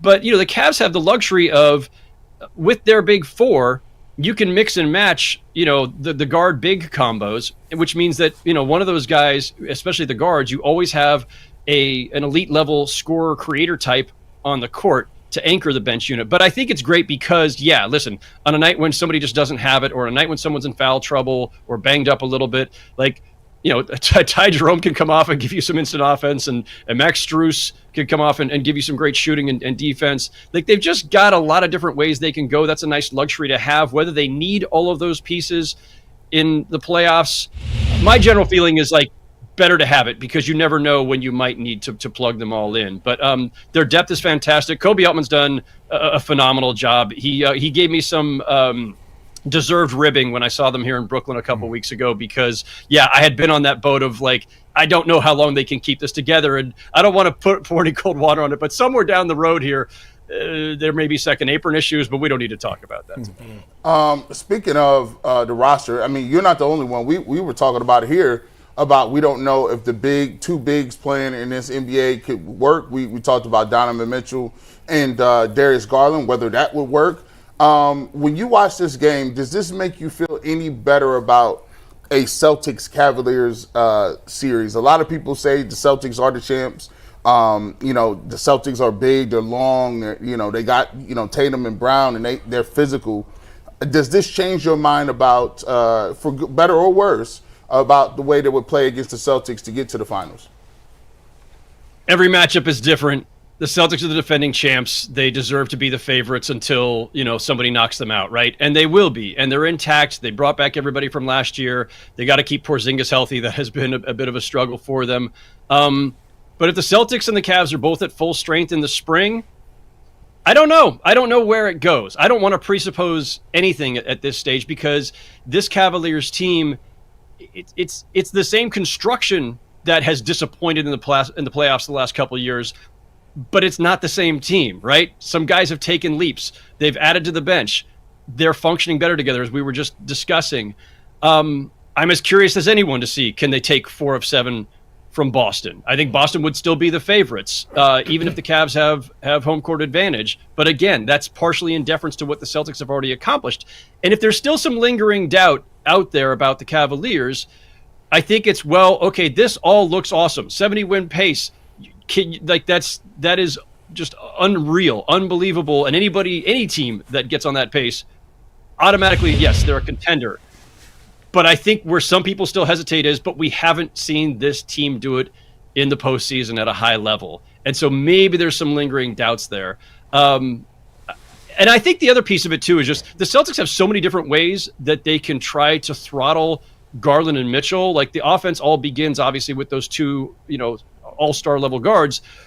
When you've got Brown and Tatum and White and Drew Holiday, like, there's just a lot of guys that the Celtics can throw at them to try to disrupt it. And again, we'll see it when we see it. Howard, I know there's you talked before about, as an NBA guy, wanting the game to live up to its billing, and there's been so much. It's been trending this way, but it's really come to a head this year about, especially the TNT guys, who we all find entertaining, but led by Barkley and Shaq. I mean, they do crap on the game quite a bit, right? And I'm more of a baseball guy, and John Smoltz does that for baseball, and it kind of ticks me off. I don't like that. If you don't like the game as it is now, well, then find somebody else to do that job. However, I will say that even though the Cavs shoot threes a ton, in a way, both the Cavs and Thunder are old school type of teams that I think are fun for fans. It's young stars. Neither team does a lot of this maintenance day stuff. They're both very unselfish teams. There's a lot of ball movement. Yes, the Cavs shoot a lot of threes, but it's not dribble, dribble, dribble, shoot. It's move it around until we find the best three-point shot. And there is something to be said for that. What do you think? Absolutely agree with all of that.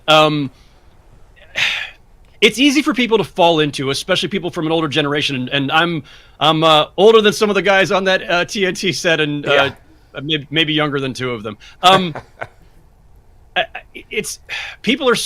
people, and certainly some ex-players, are so locked into the way we played in our time. And there are fans like this too. And I hear it on social media from people and some people in my own circles. Listen, just watch the games, folks. Just watch the games, and not, Wizards versus Nets or something. Like, watch a game like last night's. Watch, Celtics, Cavs, Thunder, Knicks, any of the top teams. The ball movement is there. Is there more reliance on the three with all the elite teams now than there would have been by any of the elite teams 10 years ago, 20 years ago, 30 years ago? Yeah, most of those threes are coming from what used to be bad mid-range shots. You can't complain about all these threes if they've now been replacing 18 to 20 footers by guys who shouldn't have been taking 18 to 20 footers.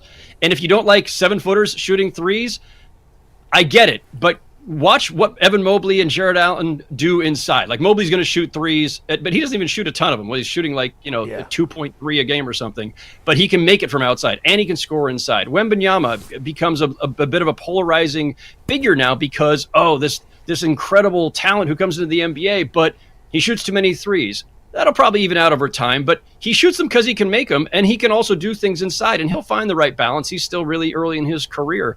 But yeah, both of these teams play a really aesthetically pleasing style of basketball. There is plenty of cutting and scoring at the rim and in the mid-range. Hartenstein's got a great floater. Ty Jerome's got a great floater. Garland and Mitchell have their float game. There's plenty of diversity in the game right now if you look for it. If you're inclined to just crap on the modern game because you don't like the style of it or you don't like all the threes, you'll find that in every game, but watch a little closer than that. Howard, it's so many in Cleveland. A lot of the times we talk about how Golden State just popped up out of nowhere and went on this historic run and all these things. When you look at this Cleveland Cavaliers, could they be this era of Golden State that it was a couple of years ago? I'm not going to leap that far just because that's a really high bar. A team that became a dynasty, won 4 championships, and of course part of that, the middle 2 championships of those 4, it's because they acquired Kevin Durant, one of the greatest players of all time.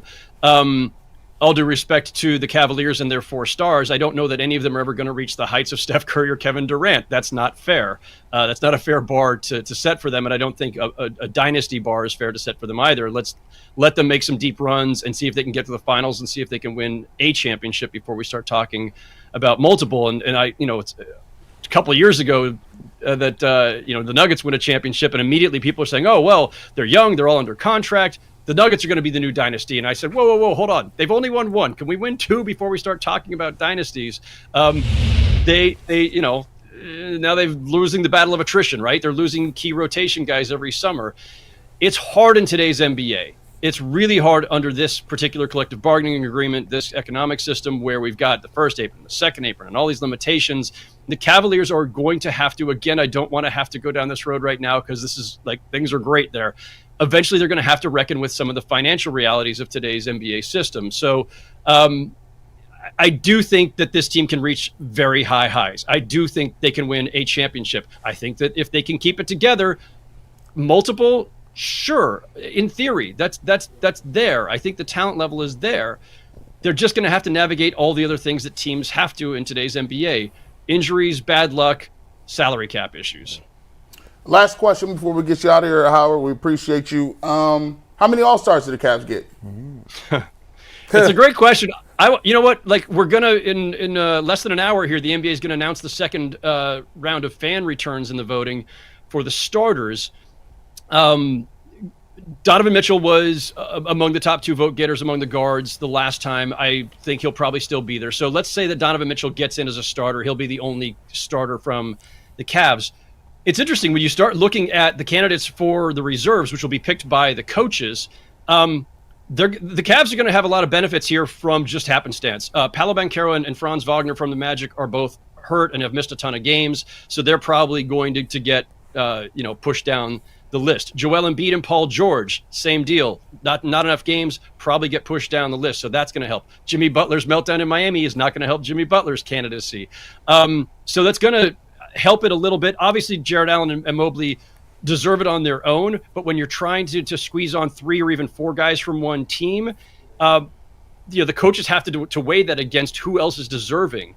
And a lot of the guys I just mentioned, who in a normal year would have been, I think it's easier to put a line through now. So I think, the idea of at least 3 of the Cavs making it, definitely in play. All 4, a little tougher, but I think it's on the table for sure. Nice. Hey, Howard, real quick before you go, I can't let you get out of here without talking about pizza because you do live in Brooklyn now, and we got to find out if a California. I'm from Brooklyn, but I've lived in Cleveland for a long time. We got to find out if a California guy has good taste in pizza. I'm skeptical about this. What is your favorite pizzeria in Brooklyn? This is an easy call because they're right up the road from me, and they're one of the greatest, and they've been stamped by everyone from NBA players to Taylor Swift, and that's Lucali, right up the road from me here in Carroll Gardens, Brooklyn.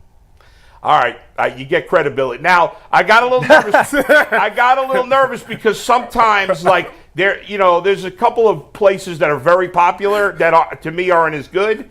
But that's not the case. It's Cleveland. Most people here. There's a place, Linda Street. Do you know that place? No. Anyway, I think it's in Williamsburg, but it's not as good. But my mom grew up in Carroll Gardens, so that is a good pizza area. So what's hers or what's yours? Mine was always DeFara's, on Avenue M, but since the old man died, I went there once and it wasn't quite as good. I recently tried Paulie G Slice Shop for the first time. I don't know if you've been there. Have not been there. Have heard of it. Have not been. I think it's in Dumbo. Maybe it's in Williams. I'm not sure. But anyway, that place was fantastic. It's really good. And then there's an old school, there's some old school places where I grew up in Old Brooklyn, like Sheepshead Bay and that kind of area. But anyway, you get my Brooklyn seal of approval there, Howard. Not that you needed it, but appreciate that. Shout out to Lucali. They're as legit as it gets. Yes, that's as good as it gets. Thanks, Howard. Appreciate it. Howard. We'll talk to you later. Howard. Thanks, fellas. All right, Howard Beck, good stuff. Check him out on The Ringer. He does a podcast. I swear you ask him about pizza every time we've interviewed him. On Bull and Fox. Oh, for a decade. Was that 6 years ago? I mean, we haven't had him on it forever. I mean, I don't know. I think every time we had him on, you ask about the pizza. I'll be honest. When we spoke to him just now, I couldn't remember ever talking to him before. Are you serious? Yeah. Dude, we've had that guy on But a dozen I times. was on the radio. I didn't see him. Yeah, close your eyes. I've listened to that interview. You know like me. 10 I'm obsessed times. with pizza. I ask everybody about pizza. I know, and you've asked him 100 times. And that's why. Sorry, that's why sorry to bust your chops. I'm like, oh my god. That's why I we don't have mind. no No, question. that's We why already we heard brought this Dustin interview. in. Is just to I expose- appreciate a good chop busting. And why do Well, all, boy, I appreciate your opinion on food. It's all Thank you. you've been 100%. I have steered you right. You've been That's 100% with and me. why do all He's on point with it. I just think it's funny. Also, it was you kind of gave him a back. Well, I guess I'll give you that. Hey, and you know Like, what thank God I gotta can sleep have tonight. Bull thinks I'm okay. I gotta have fun. And with why that. does all you know New York, New Jersey dudes, man? Y'all funny, man. Why every city sound like a mythical city on Grand Theft Auto? Yes. Like great point. Carroll Gardens, Carroll Gardens, bro. Okay. That's wild. Now, technically, that is not a real city. So Brooklyn, especially, well, Queens is like this too, but they're not cities; they're neighborhoods. So like neighborhoods are like what cities are here. Grand Theft Auto, dog. You just walking So around. would driving. like Dumbo stands for down under the Manhattan Bridge. Manhattan Bridge overpass. Yeah, Right. That's what Dumbo stands Yeah, for. yeah. And Soho is Some of Something these like that, neighborhoods, too. Soho's in Manhattan. no, but I'm just saying in New York City, these neighborhoods Right. are like You've got geographic areas. There's a really good one in Manhattan. That's a really cool name, and I'm drawing a blank on it. Hell's Kitchen. Hell's Kitchen is a neighborhood in Manhattan. it's a neighborhood name. A neighborhood. Yeah. I Hell's don't Kitchen. I don't understand Bed-Stuy. How's that like? Ain't that just Brooklyn? You can't. Where you from? I'm from Brooklyn. If you want to go a little deeper, the Sheepshead Bay. Yeah, that's Dumbo. That's You it. can't believe how big Brooklyn. So like, Brooklyn by grows itself, just Brooklyn, would be the 5th largest city in America. And where are you from? From Brooklyn. Sheepshead Bay. But they instead of separating it like where every neighborhood is its own town, it's just called a neighborhood. Like you'd say Rocky River or Solon or Euclid or whatever. But them in It's cities, though. Dumbo. I know that, but that's what people do. If you ask somebody from Brooklyn where you're from, they might say Brooklyn. But if you're talking to someone else, you'd say Sheepshead Bay, Bed-Stuy, Bay Ridge, Carroll Gardens, all these, Williamsburg. West Side. Sheepshead Bay. Sheepshead Bay. Sheepshead Bay sound like some delicious premium cold cuts. Yeah. I got They that have sheep- good cold cut. I got That's where I that- went to high school, Sheepshead Bay High School. Sheepshead Bay. They got good corned cold beef. cut. They Larry got David great corned Man, you tried that Sheepshead Bay seasoning? Oh my goodness, the Sheepshead Bay seasoning. The seasoning? Larry That's crazy. David went to my high school. Really? I mean, way before me, but yeah. Go ahead. Well, you can talk about some of the great rivalries in New York City. You got the Bronx versus Brooklyn. You got Manhattan versus Queens. We're going to get Sheepshead back Bay to one of the versus best Lincoln High School. best budding rivalries Bronx. in the NBA after Yeah. a quick word from Rocket Money. Has Rocket Money ever helped you find some subscriptions you forgot about or that you weren't paying for twice? It's happened to me. I found a few subscriptions I didn't even realize I was paying for, and Rocket Money made it so easy to track them all down. It was like having a personal assistant for my finances. Rocket Money is a personal finance app that helps find and cancel your unwanted subscriptions, monitors your spending, and helps lower your bills so you can grow your savings. It brings everything together in one place, whether it's subscriptions, your spending habits, or even the goals you want to hit this year. Rocket Money has over 5 million users and has saved a total of $500 million in canceled subscriptions, saving members up to $740 a year, all while using the app's premium features. Cancel your unwanted subscriptions today and reach your financial goals faster with Rocket Money. Go to rocketmoney.com/lockedon today. That is rocketmoney.com/lockedon or rocketmoney.com/lockedon. By the way, oh no, I don't want to do it after a read. Yeah, do it after. Yeah. So, new topic. This was not Yeah. in the rundown. Yes. But as we were getting ready for the show, I thought this was better than the topic we had in the rundown. Okay. G, Dustin, Tyvis Bowl. You guys were all here when the Cavs and Warriors renewed their rivalry when LeBron came back and started that 4-year stretch. No renewing of rivalry. It became a rivalry. But it became a rivalry, Yeah, sure. yeah. Did you guys get a sense or a feeling that last night could be, and I'm big could, we're looking in the future, could be the start of a multi-year rivalry with the Thunder, considering the youth of both teams, the cap sheets of both teams where most of their guys are already locked up, and the fact that these two teams are built for modern-day success in the NBA. It's not a super team. They have depth. They play hard. They play offense. They play defense. Do you get the sense this could be the start of a budding rivalry in the NBA for years to come? No. Nope. Nope. I didn't either. I think it could be. I didn't Why are you either. guys all saying no? No. I just don't. They'd have to play in the finals twice. No, there's one thing that's coming to my mind here. What about you guys? I think the one thing is they had the two most biggest megastars in the world playing on the opposite teams, LeBron and Steph Curry. Sure, but I think from a national perspective, yeah. But I think we could. Why couldn't Oklahoma City fans and Cleveland Cavaliers fans and the players become rivals if they'd have to play in the finals twice? I don't think it's just about the superstars. You do? It's that and go ahead. I don't want to steal your thunder, but to me, it's the superstars. And you said this earlier. Both teams are too nice. Yeah, okay. I mean, there's no villains on either team. There's no coach that I hate on either team. People from Oklahoma City are peachy. They're lovely. Yeah, lovely people. They're us, but West. Yeah, pretty much. Yeah. I don't know about the second part. It just doesn't have the makings of a good rivalry. There is no. Yes, there's not that. It's a fair point. There's in great rivalries. There's a hatred. Yeah, there's nothing to hate about them, and they haven't been around that long. No. Now listen. If they go to the finals the next 2 years, different story. It could change. That's what I'm saying. It could, but it would take a while for that to happen. But right now, you're right. It's hard to hate the other team. Yeah, I mean, you had two of the most hateable people. You had Steph Curry in his mouthpiece. Yeah. And Draymond Green. Even though now I love Steph Curry. And he's done a great flip-flop. But yeah, I used to seethe about that mouthpiece. People used to go crazy about Draymond. And then when they got Durant, then it was even worse because I hated Durant. But hold on. 2 years ago, we all hated Hartenstein when he was on the Knicks and they beat I could see him. I could see hating Hartenstein. He's the one guy that's got villain potential. People get mad at SGA because he foul baits sometimes. you were crapping all over Jalen Williams yesterday. He all right. I mean, they're nice to each other. He's trying to brew it up back there, man. He's trying to stir it up. I just said he was all right. I didn't put him in the Hall of Fame. Cause you hate Williams. There is no right now. There's no chippiness between the teams. Yeah. Even the coaches was like, this is a tremendous game. Yeah. I just love watching both of these teams. They did such a good show. I'm like, dang, bro, he has no animosity. He looked like he was a fan. I'm really trying to see who the super villain is. Nobody. Hartenstein could be the super villain. Yeah, he could get his I don't know that he's good enough, but he would be more like, I was going to say a Kelly Olynyk super villain, but that's not fair because he's a better player than Kelly Olynyk. Yeah. But everybody else is mutes. Everybody else. Chet Holmgren talks crap. Listen, only thing I heard from Chet Holmgren and SGA is their little commercial. Yeah. Where they were singing. Chet Holmgren. That's it. Chet Holmgren. Yeah, you gotta have. Before he even got in the league, said he gonna be the best player in the league. Wait, so I'm being serious. If this doesn't have the makings of what could be a rivalry, do you think rivalries in the NBA are basically dead then? Until we get some stars. There's got to be. That's really. There's got to be stars that you hate, and all the stars you hate are old. And now maybe some of these young guys will become hateable. And the players have to hate each other. Like the players, the really good NBA players, they look at it as brotherhood. They be dapping. Well, but LeBron didn't hate the Warriors guys. Who is it? He didn't like Steph Curry. I don't know about that. I mean, maybe in the moment while they were playing, but in the moments. When they love each other now.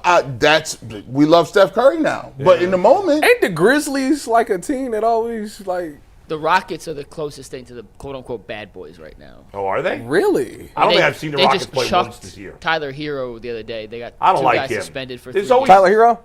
He's a cocky son of a gun. Every team that becomes a hateable team, and the Warriors may be the one exception to this. Every team that becomes hateable has to have one key evil white dude. You got to have the evil white dude. The Kelly Olynyk. Well, Steve Kerr was that for the Warriors. As the coach? They didn't have a player. Andrew Bogut? Was he hateable? He was a Cav, wasn't he? For 2 days. Yeah. And then you mentioned Tyler Hero, but you got to have you had obviously Bill Laimbeer with the Pistons. You got to have that Kurt Rambis with the Lakers. And you know what? This is wild, too. Yeah. And we'll get back to it. I don't want to derail it.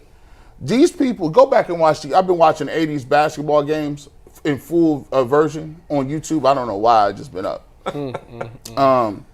All this talk about how the league was so physical back then is a damn lie. What? It is a lie. You've been lied to. Why? G's right. You've been bamboozled. You've been hoodwinked. No. Led astray. You've been bamboozled. Wool pulling over your eyes. You listen to the narrative. I'm basing it on watching game after game. Like, wow, he got to the rack easy. Whoa, look at him wide open. These dudes wasn't playing no defense like that. They just told you that. There was a couple people that got taken out. It was a couple. How many games have you watched? Listen, I got a lot of time on my hands. What team? Man, I'm talking. Did you watch the Pistons? Old school Pistons, the Sixers. I watched the Bulls. I watched the Cavs. I watched the Knicks. Listen, the Pistons play dirty all the time. There are some flagrant fouls that happen on some highlights, but I'm going to tell you. Play in, play out. These Bill Cartwrights and Robert Parrott, bro, they was but not. The Celtics and Lakers got into it a lot. The physical. Bill Russell wouldn't make it. What about the Knicks and Heat in the 90s? Bro, they got in one fight with Alonzo Mourning. That was it. The Knicks were a feisty team. Anthony Mason, these is highlights, man. Now. Listen, I mean, some of those dudes you talk about would be like small forwards now. LeBron will never hit. All right. Well, let's not go back and crap. If we're complaining that we're crapping on the new players. No. What I'm going to do, what I'm saying is, we over romanticize everything. Like sometimes the older stuff is not the best, man. Okay, fair, but there was no maintenance days in those days. That didn't. They played a lot more, right? But I mean, I'll give John Stockton credit. Like the way he played these games, 82 games for all them years. But with the shorty shorts. Yeah, but he had nothing to show for it. Well, I mean, he had to go against Michael Jordan. There it is. He should have took some maintenance days. Yeah. That was a hater comment. And Karl Malone was too busy hooking up with 14-year-olds. Oh wow. Next, we're gonna have an Ultimate Cavs show at 5 o'clock today. Make sure you guys tune in at 5 o'clock for an Ultimate Cavs reaction to everything we saw today. Speaking of today, the Cavs play the Raptors.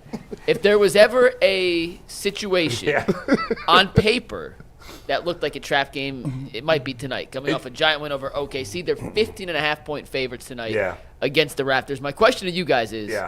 Despite this being a potential trap situation, the way the Cavs are playing, are they playing so well that this team is untrap gameable? I think so. I think they're playing the perfect team coming off this game. Because if they were playing like a middle-of-the-road team, 15 they might and a lose. half? That's a lot of points. I think if they were playing, if they were playing another great team and it was back-to-back days, they'd be into it.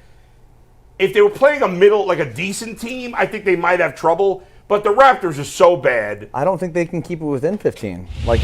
Even if they have a great night. Yeah, I mean they might cover. Maybe, but the point is the Cavs are so much better than the Raptors. Yeah. They could just roll the ball out there tonight, and they'll still win by 8. Yeah. And this team, and one of the things I think we all love about this Cavs team is outside of maybe the Miami game. I actually didn't see that game when they lost to Miami. That's the only game, maybe, that they didn't seem to play hard. And that's a great point. I don't get the sense that this Cavaliers team will take anything for granted. They just don't play that way. They have a mentality, I think, that in a game like this, if they're trailing in the second half against the Toronto Raptors after they had this great performance last night, I think they have so much pride that they wouldn't let themselves lose. Right. Because they're like, okay, we're here. Other teams would be like, whatever. But the game's home, right? It's home tonight, And they 19-1 at home? The only loss was to the Hawks. The Atlanta Hawks. Yeah, they're not losing. They ain't losing.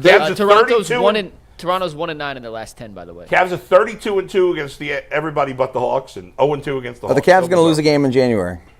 Probably not. They got some tough games. They're at Oklahoma City. They're playing the Knicks, I believe. The rest of the month, this is the schedule. They have Toronto. Just give us the tough games. Mike. Yeah, you got OKC on the road. At Indiana on the road. Indiana's. They could score a ton. Yeah. At OKC on the road. At Minnesota, you have no idea what you're getting from Minnesota. They could be great or horrific. Yeah. Then you're home versus Phoenix. At Houston's tough. Houston's playing very well. Yeah. You're home versus Houston. And then at Miami at the end of the month. I mean, have we played Minnesota there's some tough games in there, bro. What's that? And then they played Boston right at the beginning of February. Have we played Minnesota or Houston yet? No. Not yet. To either. Not yet. Minnesota. I mean, I don't care about Minnesota. Houston would be a good one. No, they scrap. All them games. The Suns game. I'll be interested in seeing that. Yeah.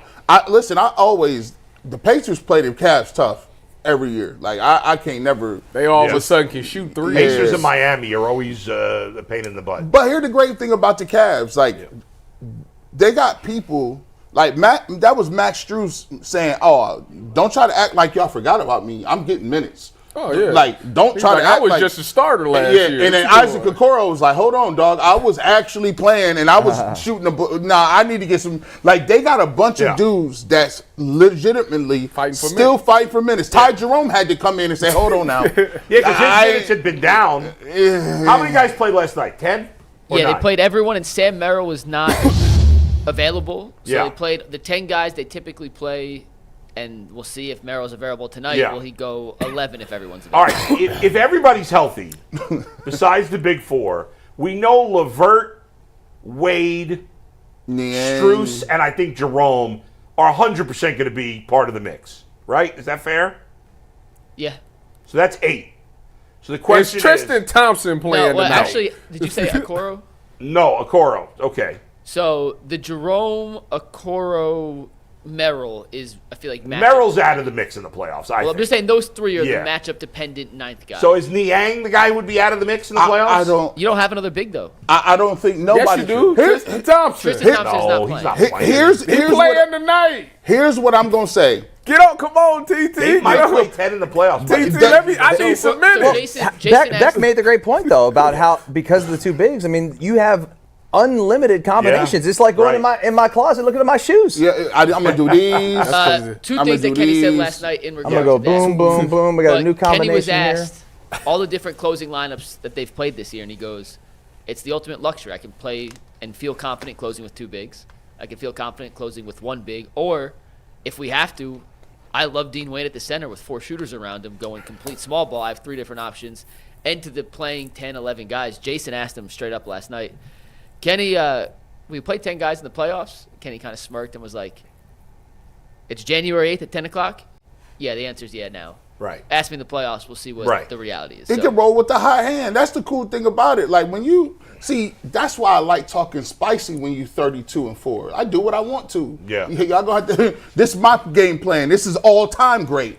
Like y'all got to get on my level. Like I could just play 10, 11 dudes if I wanted to. That's I think how it might is. depend on the series. Like I could definitely see them playing 10 more in the first round or the second round than against the Celtics or whoever they play potentially in the final. I'll tell you what, I'm glad he's doing all this trial and error stuff now. Right. Because awesome. when we get to the postseason, you'd be like, okay, you got a little recall. Like, okay, remember that game we were in there? Oh, January 8th. Oh, yeah, that's right. We played Ty Jerome and, whatever. Yeah, right. It really bothers me that we lost back-to-back to the Hawks. It does suck. Because they'd be 35-3? You look how greedy Tyvus I'll be is. 35-2. Dang, Tyvus, why you greedy like that? 34-2. You want all the games. I was saying the other day. Because we shouldn't have lost to them, man. The Hawks It's just not respectable. Do you think the Hawks are out there like, how can nobody else beat the Cavs? Probably. That's exactly. Like, are they that good? The We Hawks just beat them have twice. wins this season. 2 over the Cavs. They've beaten Boston. They've beaten the Knicks twice. And then they have some inexcusable losses that make absolutely no sense. What's their record? Where are they sitting? What seed is They're that? in the middle of the road, aren't they? The Hawks, right now, they are 19-18. They are the 9th seed in the Eastern Conference. That's the mentality. They're tied with the Detroit Pistons, by the way. J.B. Bickerstaff. You see that Trey Young buzzer beater the other night? he have court? Didn't he have 20-20? Something like that. By the way, I don't know. I can't think of where it was. Did you guys see? It was in California. There's a girl, a senior high school girls basketball. Did you see 5 this? penta-double. She had a quintuple double. Yeah. What'd she do? She had, I don't remember the exact numbers. I'll guesstimate because I don't remember exactly, but I believe she had 14 points, 18 rebounds, 12 assists, 10 steals, and 10 blocks. Yeah. And do not. Has that ever happened in the NBA? No. Maybe. If anybody was going to do it, it would be Wilt the steal. and do not ask if she can beat Bronny James. That's yeah, listen. Hey, by the way, folks, Caitlin Clark could not beat Bronny James. There has been a quintuple double. Really? In history. There was? Wilt Chamberlain. I just said Will. And by the way, and that guy was. and by the way, of course he did. 56 years ago. And by the what were way, the numbers? Go ahead, tell it, and then It's we'll not get to this. officially recognized because the NBA didn't record steals and blocks as an officially sanctioned stat since. Okay, but what do they before unofficially have that 1968. game?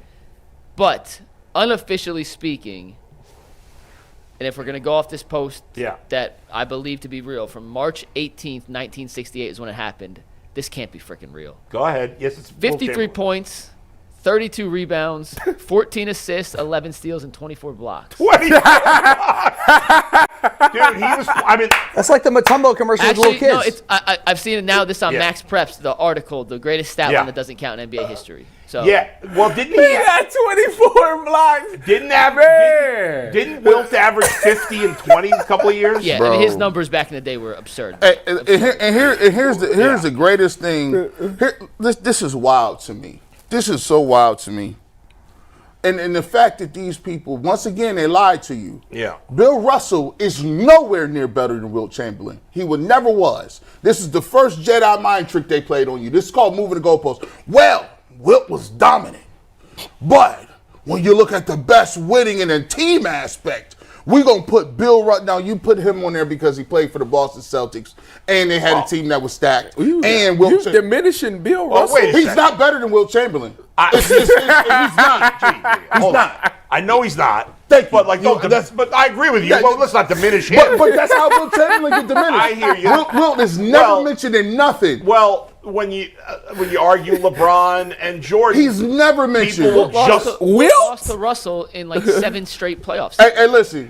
You know what Wilt averaged on Russell? that, but to be fair, hold on. Wilt averaged 30 points, 28 rebounds, and 3.8 assists in 94 games against Bill Russell. Yeah. So that means if he averaged that, he hit him for 60 the and 30. Celtics did have better talent around Bill. Now the Lakers had great talent too, but not as good. I mean, like the fact that Wilt gets no love and Bill Russell, Bill wasn't. It ain't like Bill was a scorer. Bill Russell was the greatest winner of all time. Part of it at the time, if I remember correctly, is that, and the reason he gets much more. He got the civil rights championship. He was involved in a lot of civil rights. They gave him the civil rights championship. And I believe Wilt Chamberlain was not involved. I don't, and that went a long way to people. I be telling I get it in those days. See how they be writing it up? They will make you believe. You be like, dang, that was right.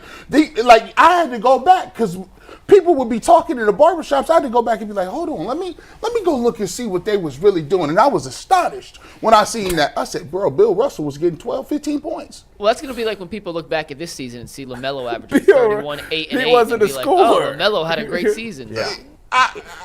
Bill Russell wasn't a scorer. I'm gonna tell you that now. I mean, he was a defender and a rebounder. He defended and was getting 30 and 28. A scorer. He averaged 50 points a game. Bill? No, Bill Russell. I say Bill was never a scorer. If your best attribute is you a defensive player, somebody hit you on average for 30 and 28, how great! Like, it's wild. It's wild. The narrative, boy. Tell me if I'm tripping in the chat. Nah, you're right. Wait a minute. So that's not fair because would you consider LeBron a good defender in his prime? Yes. Not elite though. But you say he's a good defender, right? Yes. KD was busting him. Carmelo was busting him back in the day. But here's the thing. LeBron was giving him work on the other end. Well, I mean, Bill ain't a scorer. But see, Bill, I'm not knocking you, bro. I love what you did. I love what you did for Jim Brown. I love what you did for the culture and the community. But Wilt Chamberlain was giving you buckets, and he was giving everybody buckets. Hey, all that matters at the end of the day is Bill Russell has. There you go. Here they go. 11 championships to 2 championships. You better shut up. It's the Robert Horry stat. We haven't really talked much about Kenny Atkinson, who obviously we've talked about a lot this year. The guy's done an amazing job. But I thought it was really interesting in the fourth quarter when he was going back and forth between playing zone and man-to-man. The zone screwed up OKC. Woo, that was fire. And that was, like, you don't see a lot of in-game adjustments like that in the NBA regular season. They would have let that ride out. They were like, if they're going to hit these shots, they're going to hit the shots. They would have never switched it up. And when the Thunder, remember there was a point, and they brought this up on the broadcast, at one point the Thunder, because they got in foul trouble, right, SGA had 4 fouls, and Hartenstein had 4 fouls. Mm-hmm. They went to zone. The Cavs recognized it quickly and took advantage of it. That was another one of the Mobley to Allen or Allen to Mobley, I can't remember which one passes. One other thing from last night, for those who didn't go to the game, and I know the 4 of us did not go to the game, no offense to our local broadcast, but it's so much fun watching the game nationally. It is. Mm-hmm. Like, especially with like that crew last night with Breen on the call and Doris. It's just special having Mike Breen call the game. It really is. It really is. And I especially without LeBron James. Right. That's another thing. Different. It's a little different. And I think right now they've developed. I loved Mark Jackson. And I really love Jeff Van Gundy. But with RJ and Doris. But I think RJ and Doris have developed really good chemistry with him. Yeah. Because he's kind of quirky. RJ's kind of snarky. Yeah, but in a good way. But Mark Jackson and Van Gundy were so snarky together. It was like too much. It was like too much. I don't know, too much negativity. The Cavaliers about everything. The Cavaliers eye rolled each other worse than he said, like worse than my wife or something. Man, he had the greatest call. It was hilarious. Well, Mike Breen, Doris Burke, and they love the game. They're not crapping on the game.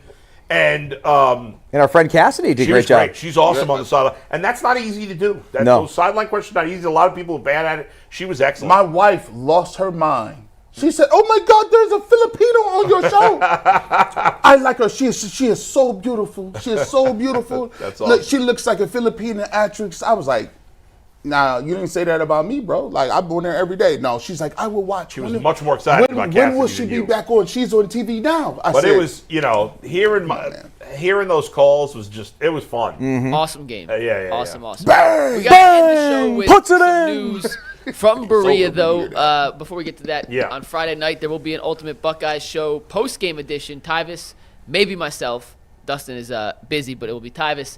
And maybe me hopping on after the game, give you some instant reaction. Percentage chance the Buckeyes win. Texas game. 98.9%. It's actually tighter than that on the CBS Sportsline projections. What do they have? They got Ohio State winning by 3. We're going to preview that in overtime. What's the spread, but just real quick? 6. Okay, go ahead.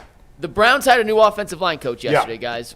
We talked a lot about the firing of Andy Dickerson, the need for someone new in charge, and the Browns made quick work hiring Mike Bloomgren as their new offensive line coach. He was formerly the head coach at Rice. He was an offensive coordinator at Stanford. He worked with Bill Callahan with the New York Jets back in the day. He was fired from Rice as the head coach this season, so it could be a case of Stefanski having relationships with Bloomgren, knowing that was the guy he wanted to bring in after speaking with Callahan. But around the horn, Tyvis, we'll start with you. Thoughts on the hiring of a Bill Callahan, at least from the Bill Callahan tree? Like it? No, I just realized who it was. I mean, I've done multiple Rice games in the last then Dustin, couple years. You know him then. Yeah. Well, start. I mean, I sorted. Wipe Tyvis down. No. Take his medals. No, I don't know that I have any great intel on Coach Bloomgren, but I did a Rice UTSA game last year, and he was sort of on the hot seat there. But no, I mean, he was great in our meetings and stuff like that. Again, you put the camera on me, like I know the guy. I recognize the name. I'm like, oh yeah, I did a couple of those games. I mean, he's not Rice. Rice is a terrible program, but he actually did turn some things around there. Won some games for them. But as an offensive line coach, yeah, it's great. I love it. I love the ties to Coach Callahan. I mean, I think that's what probably got him tonight. At the end of the day, he needs to be a fiery guy. I mean, that's what you got to be. That's the one thing that's missing. If Kevin Stefanski's going to be a laid-back guy, you need some guys on your staff that's a fiery guy that demands perfection out of your guys. And I'll be interested to see how his introduction meetings go with the players. You know, do you go down and be friends, or are you going down laying the law down like this is what we going to do?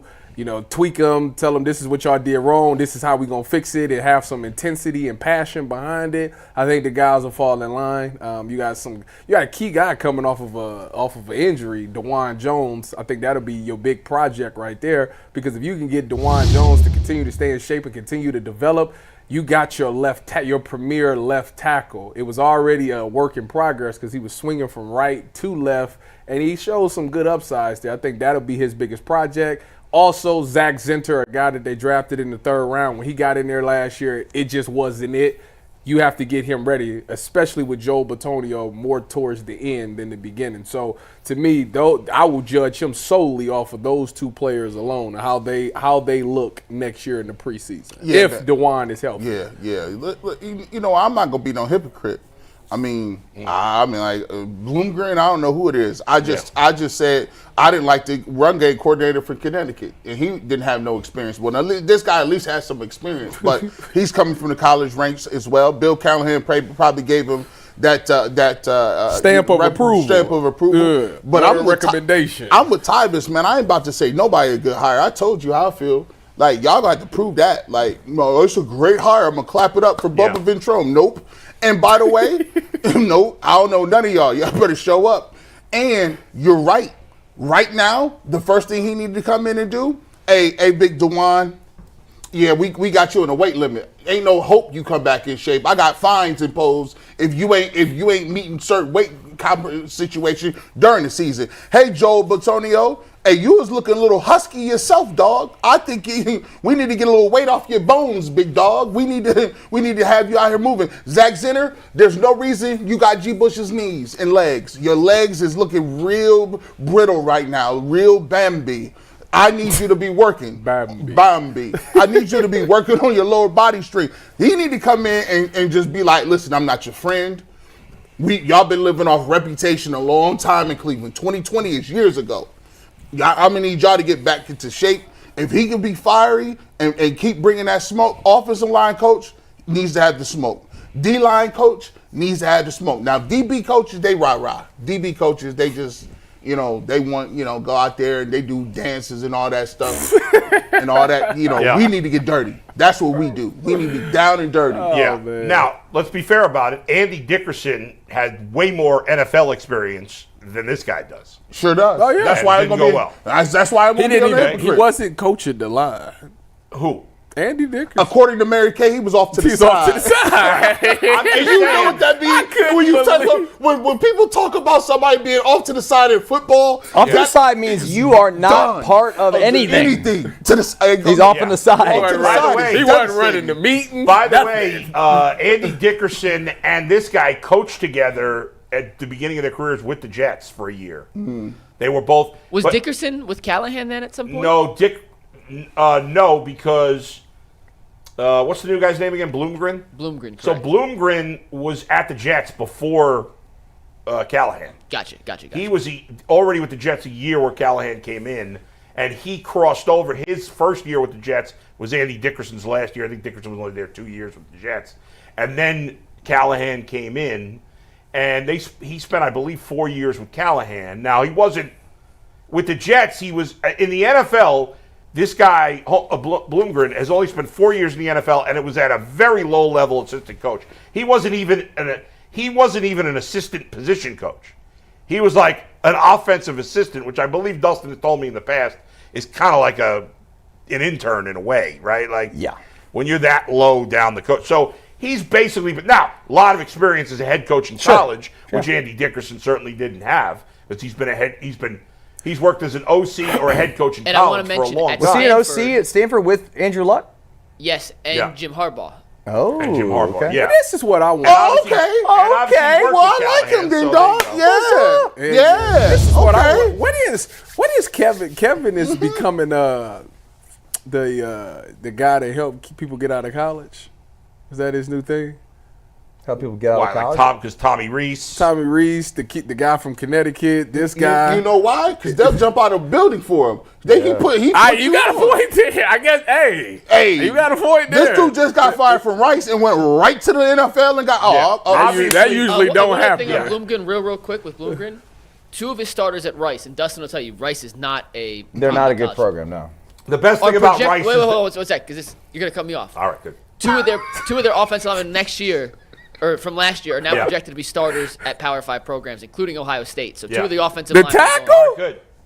Yeah, the Rice... the big tackle. What is that? The dude who I can't say his name. Crazy name. And then Bill Belichick also recruited a kid. That was the guy who was going nuts in the he hit the salt and went nuts. The only good thing about Rice is many years ago, early in my career, when I would do updates, when you did the Rice game, you could always say, Jacksonville State boiled rice in the when doing an update. That's the highlight of it. Womp womp womp. Let's get to some super chats because we got a little thing at the end of the show I want to get to here. You've been to Rice Stadium? No, I just watch YouTube clips. This guy does the worst stadiums in Division I. I've been watching that guy. Yes. Have you seen the guy that does videos of high school baseball fields that are shaped weirdly?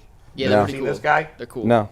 It's very funny. He does. He is like a baseball field shaped weird. Like there's this one field I saw the other day in New Jersey where there was essentially no right field. There was like a brick wall just behind second base, and then center field is like 800 feet. and then right field is like 200 They feet. play like real games. Yeah, supposedly. Dead serious. All right, let's get to super chats. I got some at the end of the show for you guys here. First super chat comes from Tommy Rugula, who says, Happy New Year to the UCSS crew. Hashtag let them know from Ireland. So shout out to our Tommy UCSS watchers from Ireland. Salvatore the 216 says, the most satisfying regular season win I've ever been to. What a birthday present. No one can discredit us anymore. Cavs have what it takes to win it all. I'm glad they did that for him for his birthday. Happy birthday to him. Nice. DB Dog 21 says, Kenny Atkinson saying, we'll see about extending the playoff rotations. I love that he believes in this team enough to even mention it. I wouldn't be surprised if they played more than normal in the playoffs. Also wouldn't be surprised if he tries to expand a little bit, but we'll see how that goes. 3 more. First one comes from Armac Dog. Happy New Year. Does the UCSS panel think the Cavs record would be this good if JB was still the coach? No, of course not. Even though JB doing a good job in Detroit, he's got him over 500. Yeah, but there's a good job and there's this job. No. We wouldn't, because our offense wouldn't be what it is. No, so. They would have probably been better. We can't give him the credit for everything, the coach. We gonna give him that credit. takes it away from the players, but Historic. no chance they do. JB's doing a great job in Detroit, deserves a ton of credit. He was not the right team for this current iteration of the Cavs. He is the perfect fit for the current iteration of the Pistons. And then when they get better, he'll be fired. He just called him a starter coach. No, I do believe that's what JB is. That's an insult and a compliment at the same time. Yes, Mick it is. McGee says, Hey, Bull, Yeah. speaking of Brooklyn, do you remember a wrestler by the name Taz? He was from Red Hook. Have you ever been there? I've been to Red Hook, sure, not often. It's not a place. It's not a neighborhood you hang in. Not for that reason. Not like it's a bad neighborhood. It's just a very kids afraid to lead a stoop. No. It's just a very industrial area. There's not like a lot of It's not like although it's changed in recent years. A lot of neighborhoods have changed. But I don't know that Taz. He must be after my time. I don't know. I don't know that wrestler. All right, and I remember the Brooklyn Brawler. The Brooklyn Brawler. Steve Lombardi. Hey, Brooklyn Brawler, get it done. He always gave a good match on Sunday. Shout out to Michael Williams, who is now a member of the starters tier. And Nice. guys, we got a special surprise for you. Swagnito came through in the clutch. Ant's going to bring out some presents for you guys. From Swagnito himself. He sent the care package of all care packages this morning. Ant's playing Santa Claus, Dustin and I delivering cannot Christmas wear those presents. hats. We've given I'm not McNuggets. doing He's got something for everyone out here. Some shoes, some hats. We're going to give a little fashion show to Swagnito swag because he came through in the clutch. Bull, Not sure if I can get away with that one. No. What you mean? There'll be Yeah. Oh, wow. Here we go. I mean, there's a white guy. He has a white dude. He got a white dude. That's fire. Big Swagnito. That is fire. Dude. Some of us. Oh, my guys are white. And listen, I still don't know if I can wear this hat. He got a white dude. Hey, listen, that's fire. That's LaMelo Ball right there. It is cool looking. Hey, hold on. I want to give Swagnito a shout out. still don't You know can follow about it, him but- Yeah, I on don't know. Instagram if you like some of the swag. It is at Swagnito. what's I'll the put it in the shoes lower look third. like? But yeah, check out the shoes. Gee, let's see the He hats. knew I'm a white Dustin, boy. let's check out the hats. Got the hunting gear. That is fire. Oh my. 1997 World Series champions. My boy Swag. It says could have been. Oh, That's fire. He say what? Could have been. Could have been. World Series. Shout out to listen. Thanks, Swagnito. This is what happens when We got all y'all. these kicks. You're all welcome. You're all welcome. You're all welcome. Oh, Sent you guys shoes? these joints Yeah. are fire. Oh, I can't wear these. I can't wear these. Oh, these are going on my display. Yeah, I can't wear these. Why you can't wear these? Because they look too good? He got my size on him too. Yeah. Listen, boy, Nice. Thank Listen, you. Thank you. Thank you. So shout out to Swagnito. Thank you, Swagnito. Hey, what's his? If you want some of this fire gear, Look, it's the @ is on the lower third here. You can see it on the screen. Yeah, so If you people want- stop. So for the 100th time, You know stop where we getting it. asking us where we getting these where hats. we getting that drip? Swag, The drip, you know. we telling you for real. The drip, like, ooh, Where y'all get? Where you Where and you G get- Bush getting this hat? swag, Nito, boy. What is the character though? What is this a white guy now? Could have been records. That is a beige individual. Is this like Paul Wall in here with the gold teeth? That could be Paul Wall. That could be Justin Timberlake. That could be Eminem. Eminem. What else? Could it be Vanilla Ice? Or is that not cool enough? yes, Could be he Adam the Bull. Yes, he could. Right there. Adam got the Bull. got that schnoz. That is wild. This is the craziest one though. The multicolored joint. Let me see that one. This the multicolor.